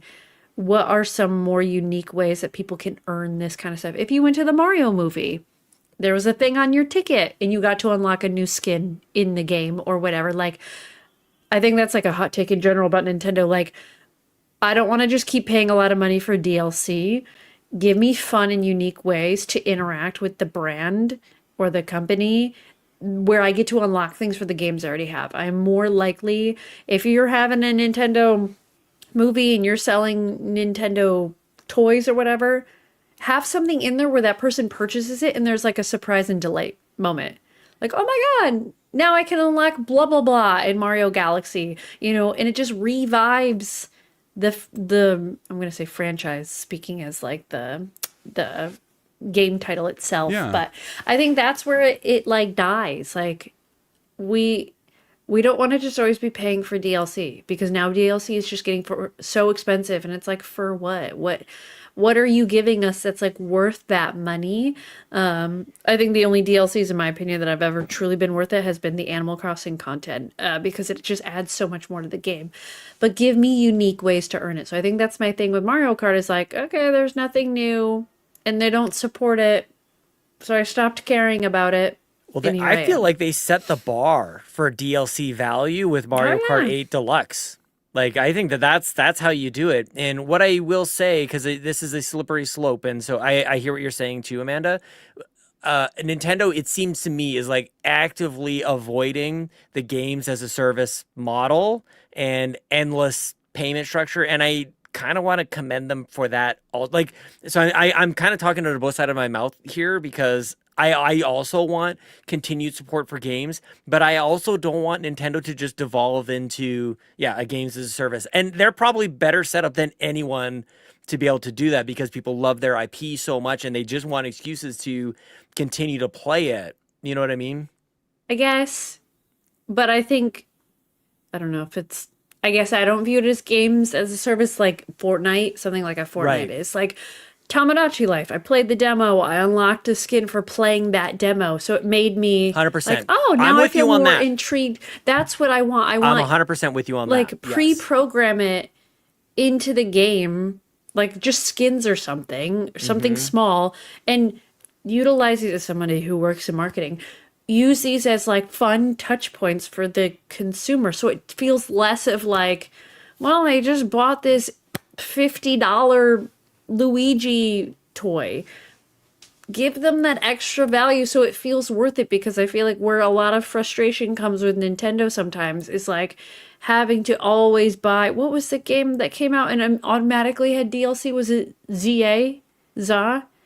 It came out close. It came out in like October, and I think by December it had DLC. It's just kind of like, find unique way, like be more creative. We were talking about the Wii and how creative that is. Like, I wish the way in which they able us to unlock stuff, it was just more unique and creative in an experience. I think that's something that people love about Nintendo. It's always been this nostalgic experience. Like, bring back the experience part.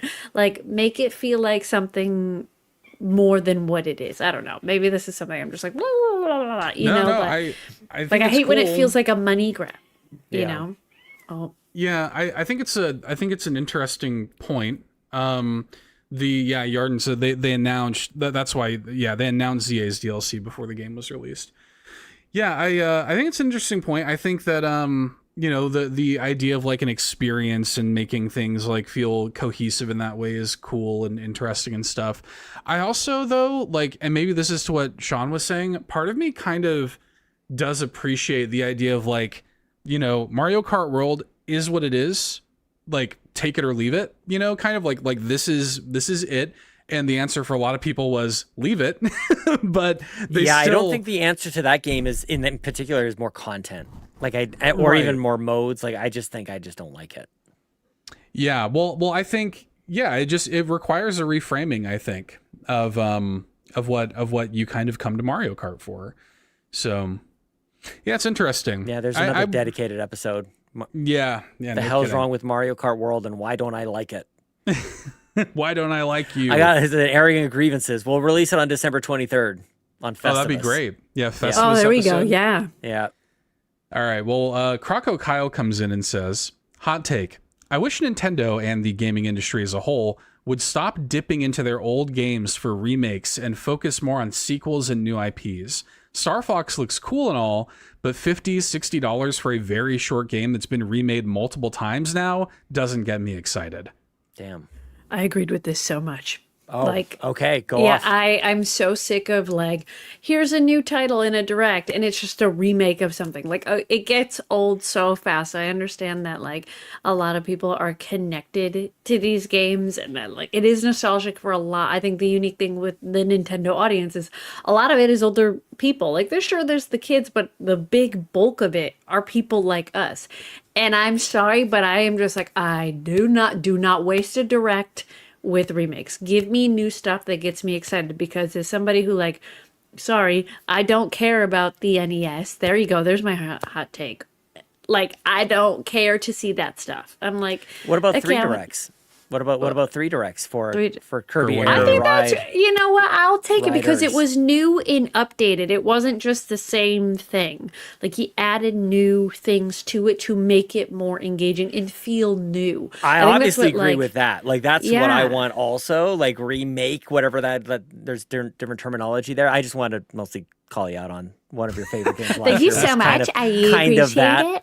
Thank you. Kind of them dipping me- back into Kirby Air Ride, but that's Let me say this. Because I being think, an ass. it's funny because Amanda made the point of like, Nintendo's audience is mostly like the hardcore people that have played these games before. I actually disagree. I don't think that's the case. I think that we make up a sliver, I think, of Nintendo's audience. I think we are, a small portion of Nintendo's audience are people like us who are very engaged, who have played these games before. Star Fox is the kind of thing where people that are into that game and want a chance to replay it looking pretty or whatever, like, I'm looking forward to playing Star Fox. But the reason it exists is not for me. It's for the people coming out of the Mario Galaxy movie, and they've never played Star Fox 64 before, so they need a new game to kind of introduce them to this franchise. And quite frankly, Star Fox 64 is damn near a perfect game. Agreed. So like, it is probably the best way to introduce new players to Star Fox, is to do exactly this. Yeah. But to Croco Kyle's point, I also don't want the market flooded with remakes and remasters and stuff. But I think, in the case of Star Fox specifically, I think Nintendo saw it as an opportunity to kind of like introduce a whole new audience to this IP, because, we got all these people with Switches and Switch 2s and whatnot that have never even heard of Star Fox. So 100% agree with that entire take. My kids are great examples of this. They are stoked for Star Fox. I walked in on Lincoln watching the Star Fox Direct on his own. Like, he watches on the news feed on his Switch, and he's pumped about it, man. Absolutely. I think this is an interesting one. I want to bring I know this is going to maybe rub some people the wrong way, because it's not what they mean by this term, which is game preservation. And I just think, sadly, like, the truth of the matter is, these remakes, remasters, whatever you want to say, is one of the best ways that a lot of these games are preserved. Obviously not in their original state, but like they're maintained in the sort of like public mindset, and they're brought into modern technologies and modern sensibilities and playabilities. Like, it's in some cases the best way for these games to continue to exist. Yes, Amanda. But do you agree with them coming in at like a much higher price point, or do you think they're better served in something like a Nintendo Switch Online? Ooh, that's Depends a on good the point. situation. That's me, a great question. Yeah, I want to say both. I don't want to be like one or the other. I kind of do want both. And in some cases there are, like, I think Resident Evil's maybe a good example. Like, you can still go play some of the old ones, but you can also play the remakes. And I do like both. I do really enjoy both. In some cases, like, you just can't even play the old ones. You don't, Mega Man for MS-DOS, I can't play. That's an extreme I can't example. go and play that. Yeah. Can't play that. But if they were to remake it, remaster it, and bring it into technology that I actually have in my hands and not something I have to go get secondhand, is like, I guess what I'm trying to say is I have more appreciation for these than I have disdain. And I Sure. kind of got over that back in I would say maybe the 360 days, as this started to become a little bit more popular in the PS3, because I realize yes, it's very common and very popular for a lot of, and it almost seems like easy or money gouging or whatever. But like at the same time, we all have our thing, which was really my point about pointing out Kirby Air Riders. We all have our one game or two games where it's like, thank God they remade that. Like that's just swell, is what I say to whatever the game is going to be. Like people want Twilight Princess remade, remastered for the latest. There's lots of examples that you could go around, but yes, on the whole, in general, you can say like there's maybe too much of this. I don't know. I think Star Fox is priced appropriately, to be honest with you. Yeah, it's $20 lower than standard MSRP.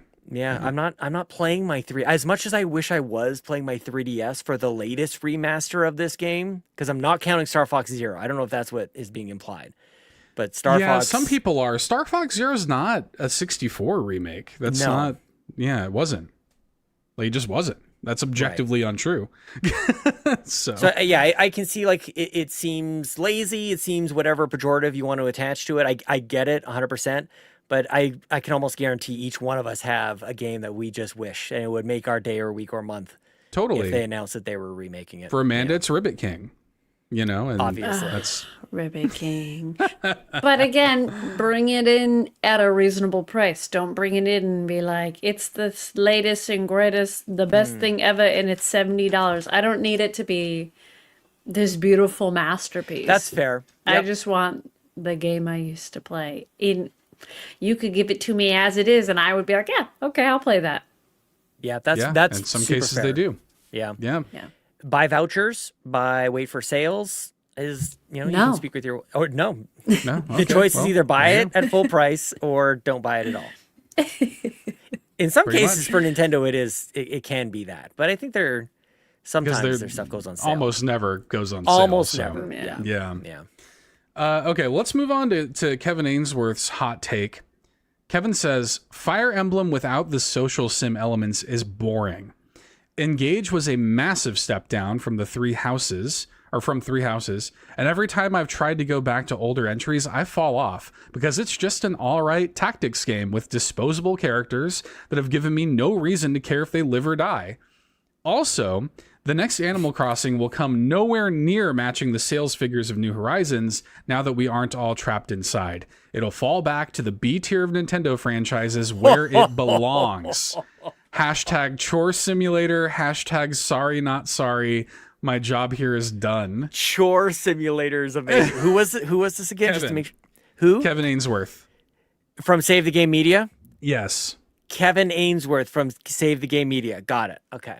Yes. Okay, just want to make sure everybody was clear. Kevin, I'm gonna be real. The sim part of Fire Emblem 3 Homes is terrible. I don't want to do it. I just don't want to. Yeah, you have like the opposite opinion of that. You I want could care to just less. do the battles. It's like Persona. Well, then do so. I don't want to do the extra garbage. I just want to go fight and have a good story. Yeah, it's interesting. I think they need each other. I think they're both both equally important parts of the mix. I don't think I want to take either without the other. Yeah. Yeah, I want both. I like, I like the social sim stuff. I like those elements of it. But yeah, I want both. I do kind of agree that it's not like the most advanced tactics game I've ever played, but I think that Fire Emblem has like a good way of making tactics games accessible. Like Amanda, I imagine you had never played really a tactics game before Fire Emblem. So yeah, that's what I mean. Like it kind of that like rock, paper, scissors, kind of combat mechanic. I think actually kind of works for, in the scope of Nintendo tactics games. So yeah. You guys don't want to talk about the Animal Crossing part? Yeah, this is crazy. Let's talk about it. Yeah, I do think that like the next Animal Crossing coming nowhere near the sales figures of New Horizons, like, it's undeniable that New Horizons got a huge sales bump because of the pandemic. That is undeniable, right? But I do think that New Horizons also illustrated why Animal Crossing deserves to be considered a higher tier Nintendo franchise. The thing that it can mean to people and the way that it encouraged people to connect and play. And I think that Animal Crossing, whatever the new one is, I think will do extremely well. Like, so. I agree. I think they've built up enough of a cozy group of people where they will jump the way they jumped at Poca Opa Opa Pia. They will jump as fast as possible. They'll be like, say less, because I do think there are already people who are big Animal Crossing people who are kind of done with the current one, even after all the update stuff. I'm a late bloomer, but I feel like the Katos of the world are like, give me something to eat.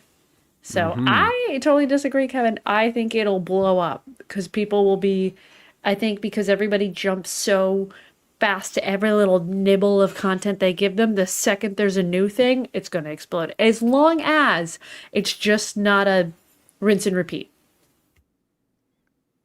Okay. I'm so pleased with everything that you just said. You like, you God, nailed thanks. it. Absolutely nailed it. Kevin couldn't be more wrong about this. The next Animal Crossing will by far outsell New Horizons. Like, New Who? Like, what? New Who? This game, you touched on, you did such a great job with that, Amanda. Like, it created an entire new audience of gamer. Right. And the evidence here is clear with, Pocopia is a great example. Watch any direct about literally anything. It's farming this and Chore Simulator, if that's what you want to call it, that. Like, these games are everywhere. These creators are huge. It has invited so many people into gaming. The next Animal Crossing is going to be way bigger. Yes, Amanda. Watch the chat during every Nintendo Direct. Yeah. That's where people are like, where's AC&H? Where's AC&H? Da da da da da. Like, or watch Kato's chat when she streams that stuff. People are literally dying for this new game. They want it so bad. Unless they do to Animal Crossing what they've now done to Mario Kart. Like, if the next Animal Crossing is Animal Crossing World, that's not Wild World, just World. Just World. Yeah. Exactly. Yeah, they took the wild out of it. Yeah. Yeah, no, it'll be huge. And I also, like, not for nothing, I think that, like, I'm gonna try to like phrase this in a way that doesn't sound like I'm insulting anybody, but like there I think is like a bit of a bubble that we can put ourselves in and not totally like respect or appreciate the full scale of what these games, these franchises, these systems or whatever mean. And it's like, yeah, like I might not be the kind of person that, dumps all this time into Animal Crossing or whatever, but I would be a fool to not acknowledge how much it means to all of these other people and what it has meant to Nintendo. It is arguably, definitely somewhere in the conversation of most important video game releases of all time. Agreed. And, yes, it's undeniable that the pandemic had a hugely positive impact on the sales of New Horizons, but it wouldn't have mattered if the game was bad. It wouldn't have mattered if people didn't connect with what was in there. Totally. The pandemic did not make New Horizons a good and special game. Doom Eternal didn't sell 50 million copies. Yes, great point. Yeah, same day. Yeah. Yep. Yeah. I mean, 50 million is a lot. Like it's a lot. It's actually insane. That's actually crazy. But I do think a lot of those 50 million would buy again. And I just think that the audience is bigger from the start. Yeah, from the word go. Yeah, and they're ready to buy Switch 2s also. Dude, that's exactly what I was going to say. Like, it's the next system seller. Mm-hmm. Yep. Shy Guy comes in and says, hot, but not as hot as y'all. You're a good-looking community. Take. Nintendo is in need of an Asha Sharma-style shakeup.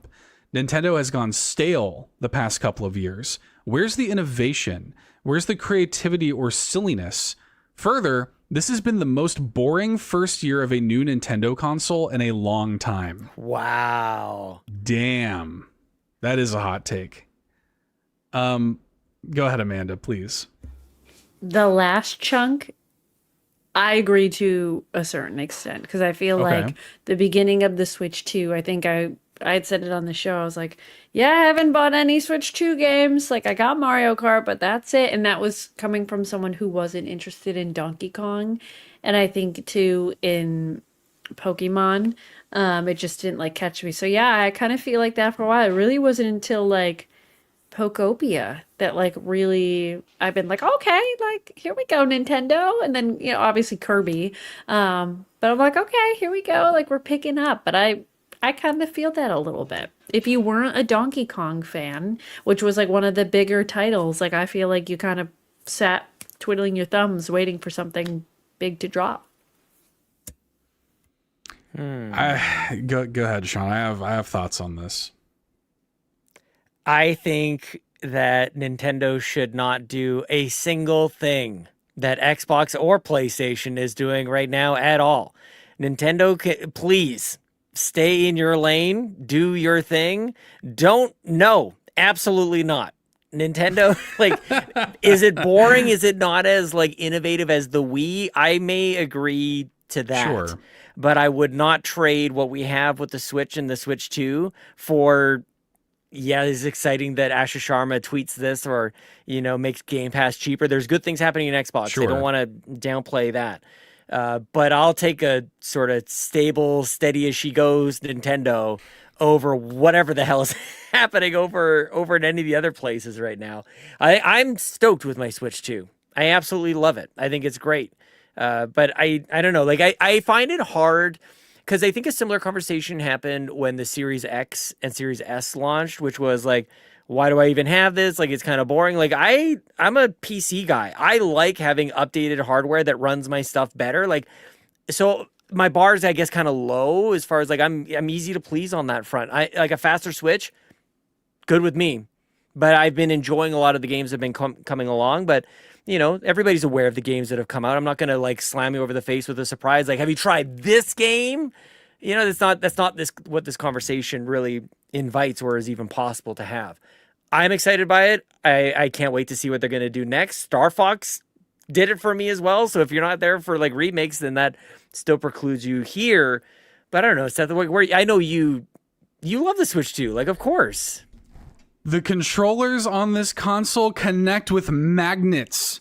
You take them off and put them on with magnets. Yeah. And you can bring it with you and play Cyberpunk on it. What more do you want? Way to go. Way to go. You know what I mean? Yep. Like, and it's like, boring first year. What are you talking about? Resident Evil 9's on this system. Resident Evil 9 runs on it, and it's a great version of the game. What do you want? You know what I mean? Like, yes, I'm full the notepad on this. Notepad, exactly, the notepad. What do you want? Like, and I understand you can't please everybody, obviously, and there are going to be things that don't appeal to everybody, but to launch with a new Mario Kart game, regardless of how you feel about it, to a month later have this complete reinvention of Donkey Kong, to, like so many things. Your old Switch games run better on the thing, yep.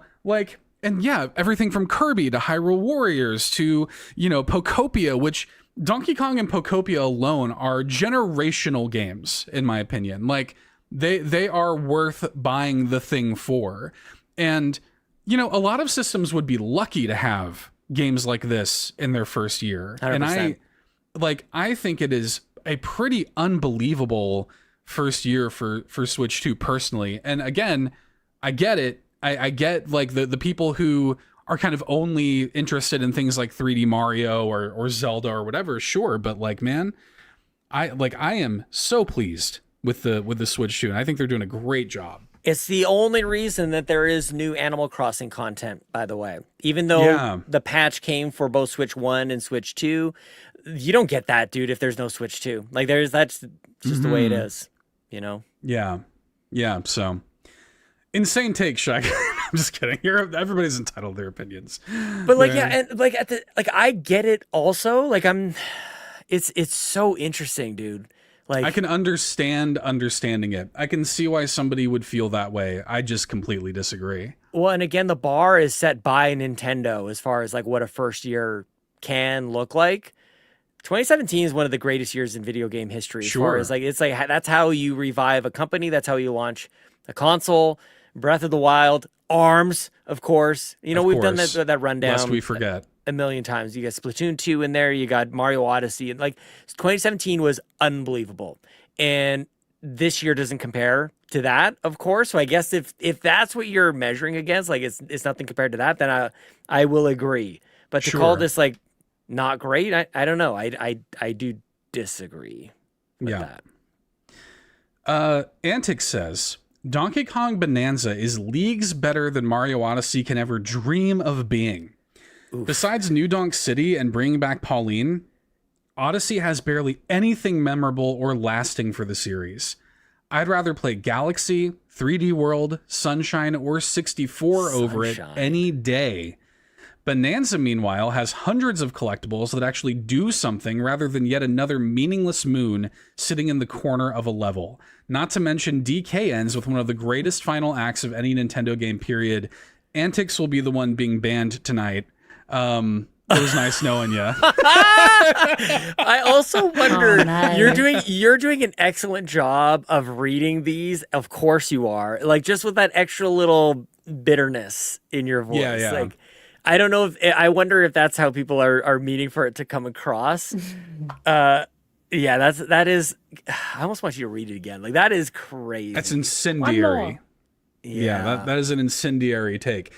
Mario Odyssey is like one of the best games ever made, dude. I don't know what to tell you, Antics. I don't know what to tell you. And I also, let me counter this hot take with, I am sick of these games being compared. I'm over it. Like, oh, okay. Obviously there is connective tissue and shared DNA.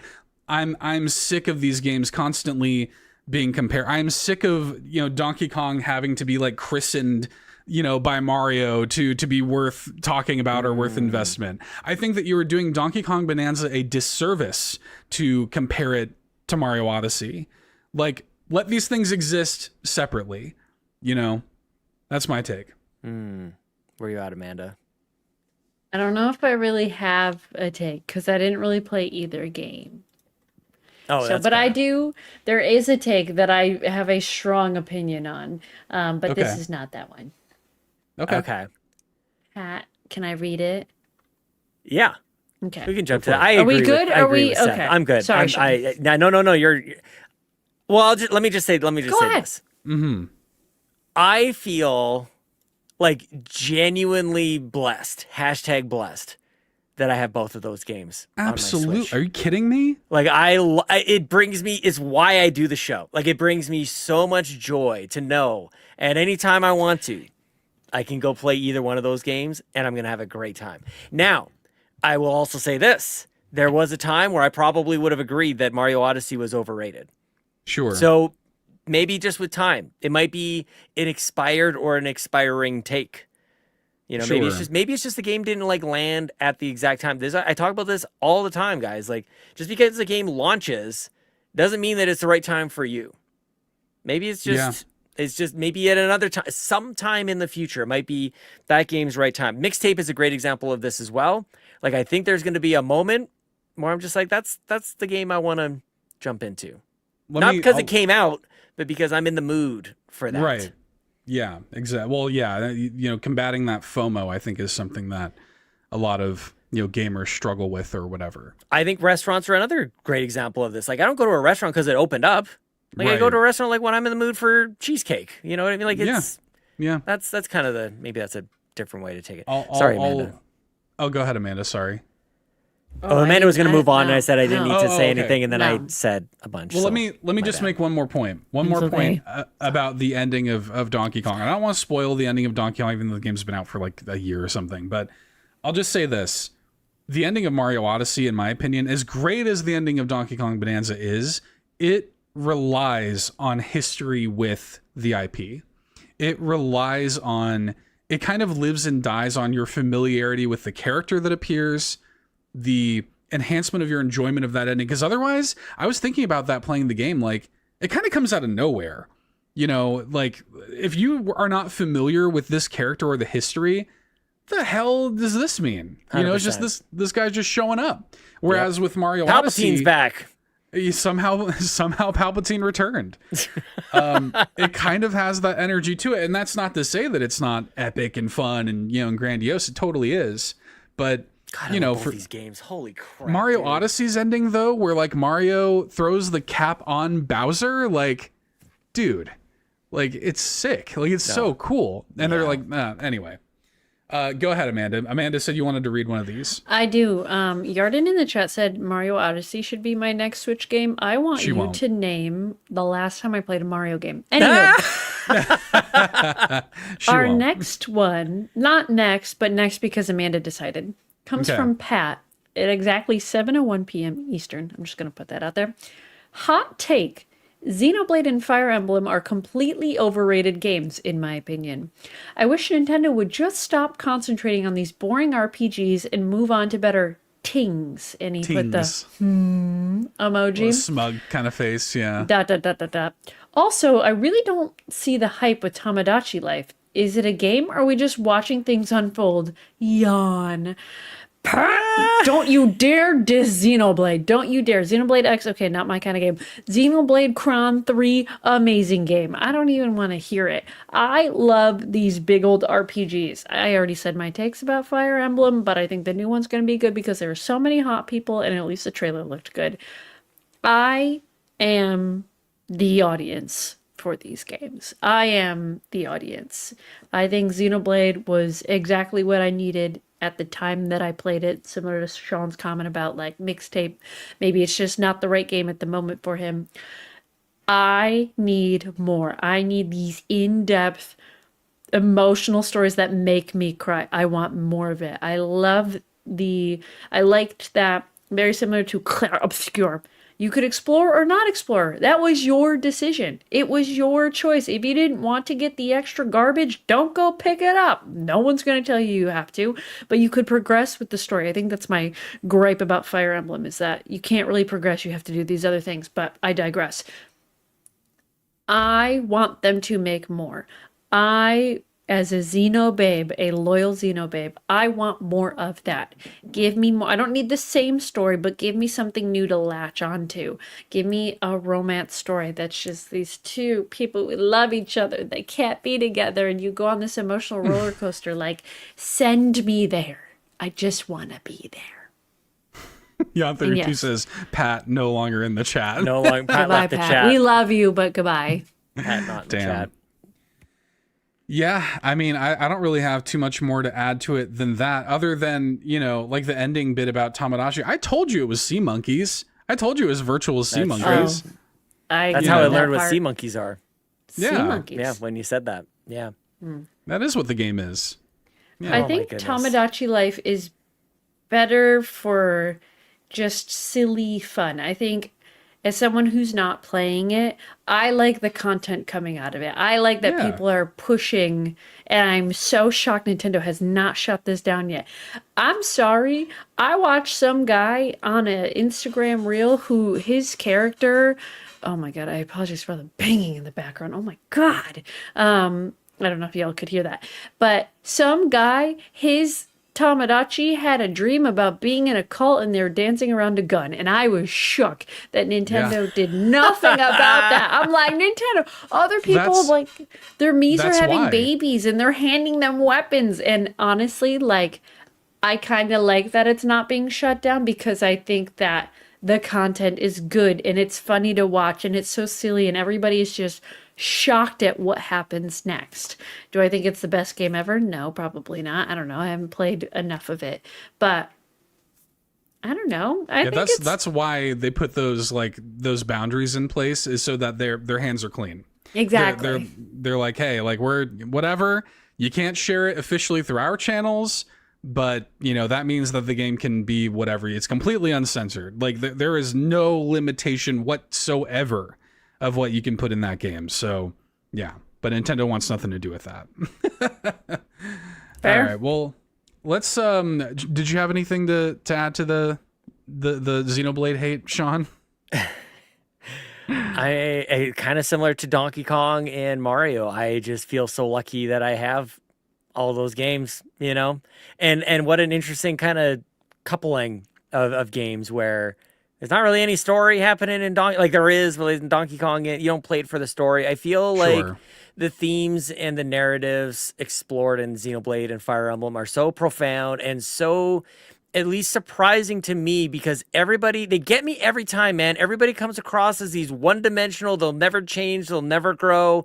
I understand this archetype of this person, and then they change and they grow and there's lessons, and I see either all of me in a one character or parts of me across a cast of characters in these. And I just feel like if you're missing out if you're not indulging in Xenoblade or Fire Emblem. Like I'm so glad I've opened my eyes to it, and like that there was a game, there's an entry point in both of those series for me. Birthright for Fire Emblem, and really it was Xenoblade 1, but it was a remake.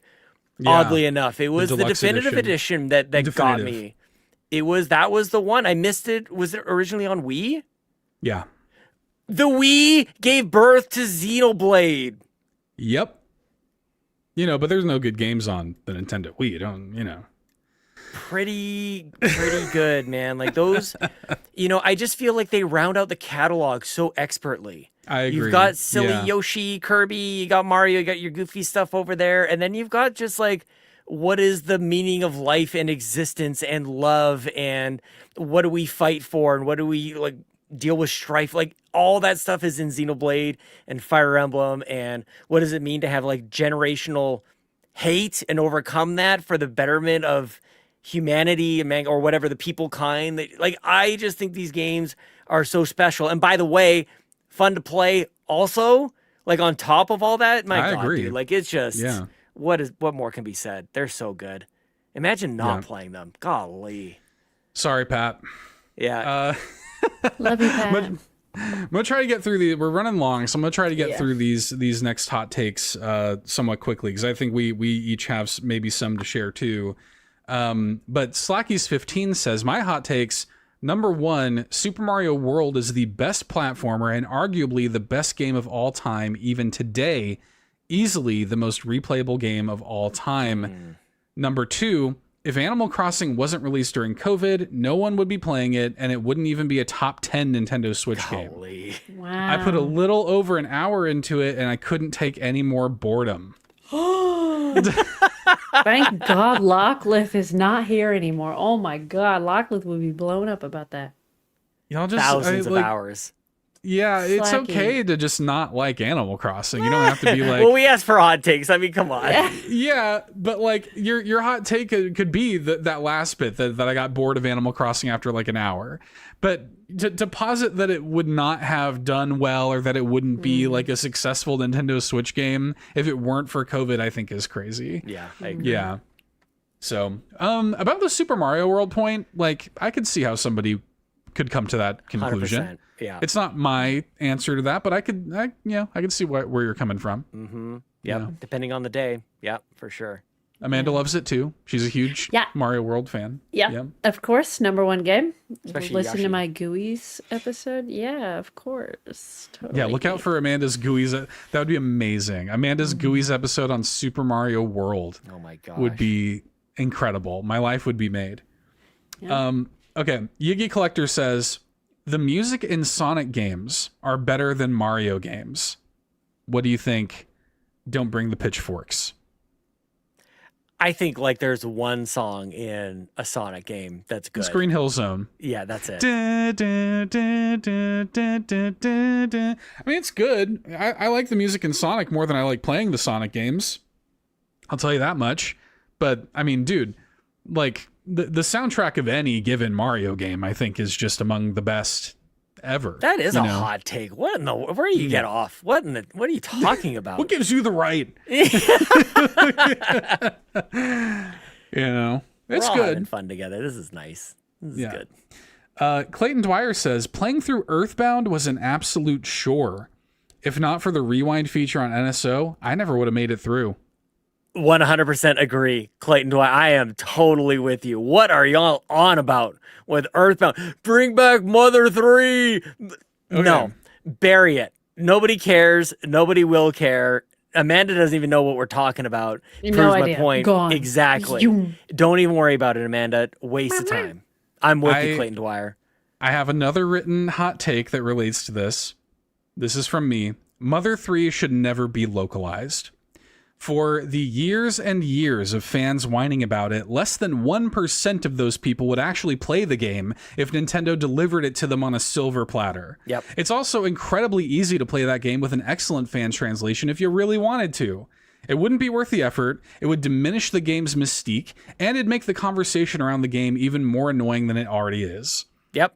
So 100%. This feels That's my like a take. roast.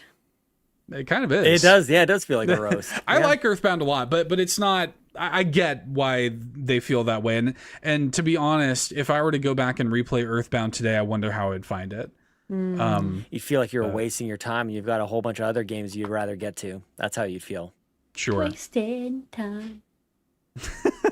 Rybo says Eternal Darkness is the best GameCube game, and IGN's darling mixtape is neither credible nor attractive as a game. Amazing. Damn. Damn. I love it. Ribo. Shout out to Eternal Darkness. That is a very good video game. So Yeah, I don't think it's a hot take. It's a under like it's not well Underrated. understood. I think people just Yeah. it's not people don't realize what Eternal Darkness is and why it's so special and such a time capsule. Like could only exist then. absolutely. Oh, it's so good. Yeah, God, they should remake it. Yeah, give me a remake. More remakes. I want more Seriously, remakes. I know, man. Stephen M. Keller says, hot take, video games are awesome. Hell Agreed. yeah. Yep. Not a hot take. Steven, Yep. Yep. The Awesome Dave changed his name in the Discord. I'm not gonna read it, but he says, "Here is my Nintendo hot take. Nintendo needs to focus on making a Nintendo mascot waifu.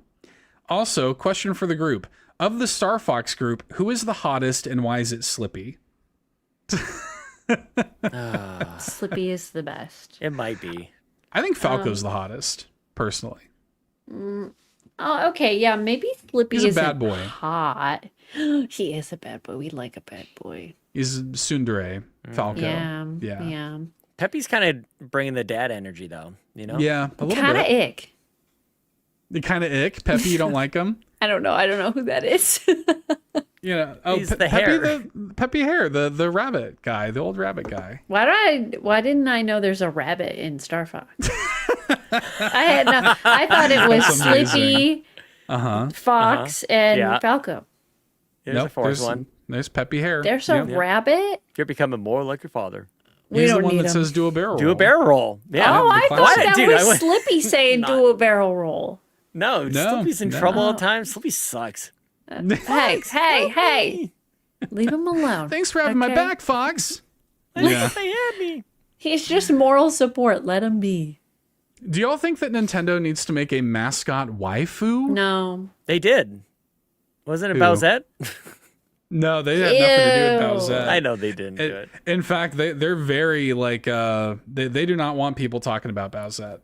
So I mean, yeah, I should have said like Rosalina. Like, let's I be feel real. like Paullin is 32 kind says of that. Daisy exists. In Sadly. Mario Kart World, kind of. I get it. Daisy sucks. That's my hot take. Damn. Daisy sucks. Daisy sucks. Well, I guess Pat's actually would have been our final one. So I think we actually have gone through all of these. This was apologies. amazing. This was super fun. Did you guys have any hot takes that you wanted to throw out there separately? I Okay. just wanted to read. Okay. Did you have any locked and loaded, Sean? I prepared some. So Oh, I think I put mine. Okay. In. Yeah. Yours was the Daisy Mario Kart sucks, one. and the Mario Kart World was a regret. let me give you guys one here. Subspace Emissary in Super Smash Bros. Brawl actually kind of sucks. You were just a kid and were impressed by cool cutscenes. I don't know what that is. I don't know what that is. It's like the story mode of Smash Brothers Brawl, basically. Everybody always like puts it up on a pedestal. It's actually not very good. You just you were a kid and you were impressed by cool cutscenes. That's my take. Lame. There's a real argument to be made for Origami King being the best Paper Mario game. You're all just too hung up on the combat system being different to acknowledge that everything else about the game is literally a 10 out of 10. Okay. So there you go. I'll rent it from the library. I love that game. Actually, the music, it's one of Nintendo's best soundtracks, period. The writing is incredible. It's funny. It's heartfelt. Has something to say about like war and like your placement in a war and stuff. It's a Paper Mario game. It's unbelievably good. And people get so hung up on how weird the combat system is. My final one. The Switch era of Nintendo has been one of the best to play Nintendo's games, but one of the worst to be a Nintendo fan online.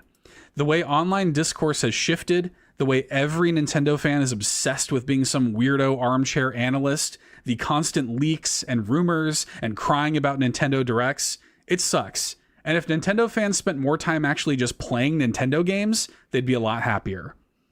So, there you go. Those are my takes. I want to counter that with the fact that now is the time when we have our Nintendo podcast, and that totally enriches a lot of it. I don't disagree that all those things itemize. What's that? We don't talk about that stuff here on this show. Exactly. Like that's why I think like right now is a great time to be a fan, because like, you know, it comes along with being able to do the podcast, I guess. I don't know. That might be a cheap dodge of your hot take. Sure. Yeah, I just mean it. But I wasn't doing podcasts in Super Nintendo days, you know? Sure. Yes, Amanda.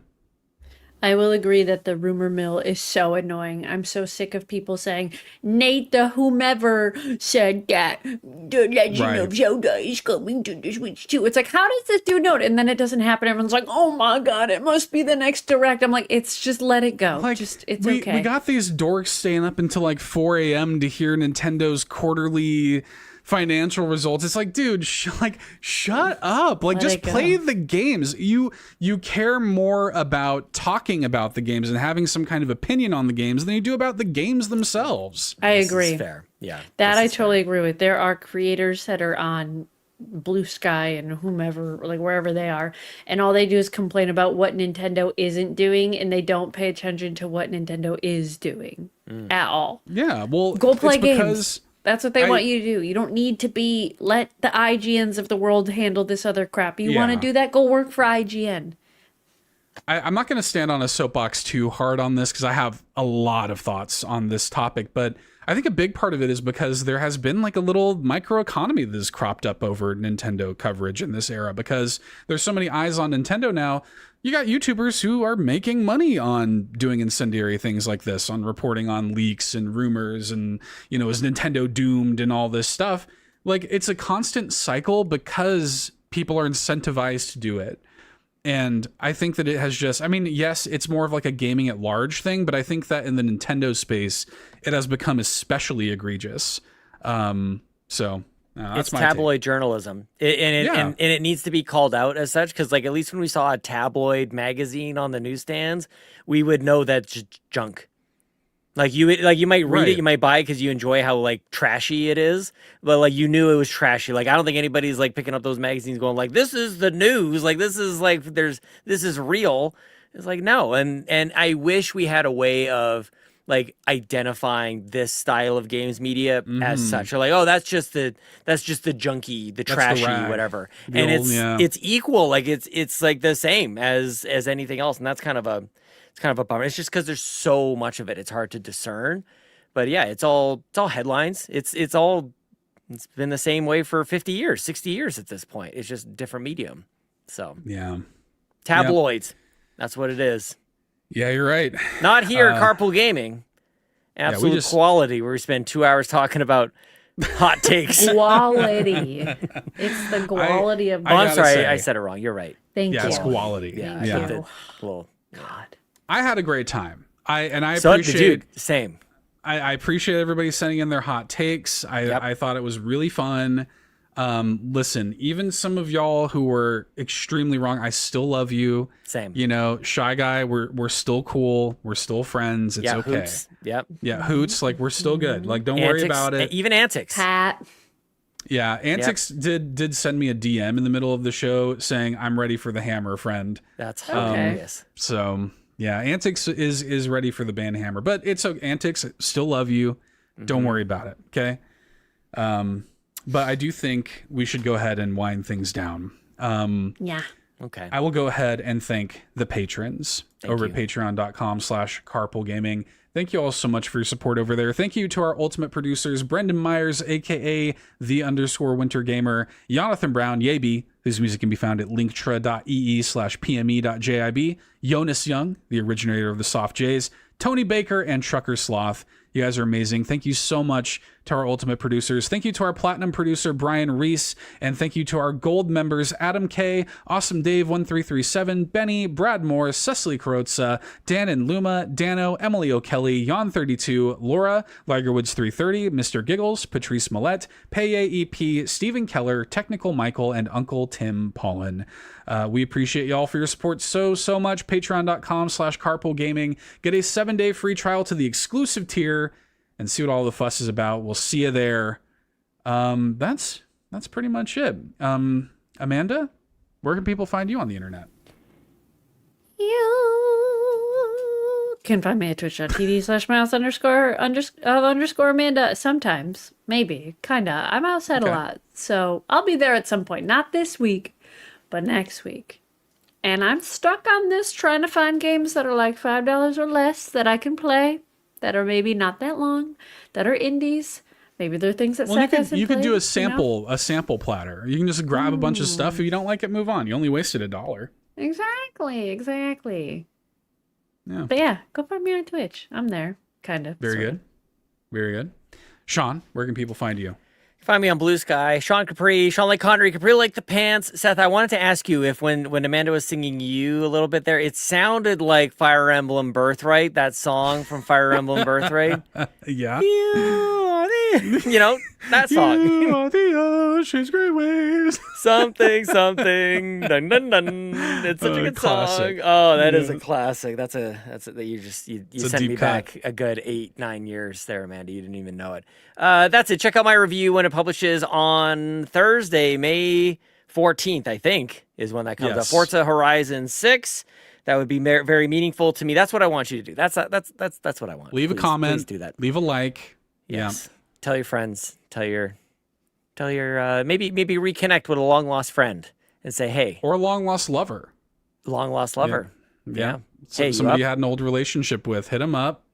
You know, a little drunk dial or something. Like, you guys you got to see this review. Check out this review. I know it's been a while. I know our relationship ended in flames, but you got to see this review. Please do. That would be amazing. That would be amazing if somebody did that. Yeah. Okay. That'd be pretty good. As for me, I'm $2 Hero on Blue Sky on YouTube. My friend code is SW4StickStick2806Stick3454, of course, just like Eric Lindros. Listen to Bit Harmony, a video game music podcast. It's coming back this Sunday. We were on a little bit of a break between seasons. We're kicking off a new season with UFO 50. Just recorded it this morning. It was a great episode. I'm excited for y'all to hear it. And yeah, that's it. That's it. Appreciate y'all. Talk to you next week. Bye. Thanks so much for tuning in to this week's episode of the Nintendo Drive. Now, before you drive off, be sure to like and subscribe on YouTube and follow us at Carpool Gaming on socials. Don't forget to check out our awesome Nintendo Drive merch on carpoolgaming.com, and you can also support the show on Patreon at patreon.com/carpoolgaming, where you'll unlock all sorts of exclusive content like the Nintendo Drive post show. Links to everything are in the description. See you next week!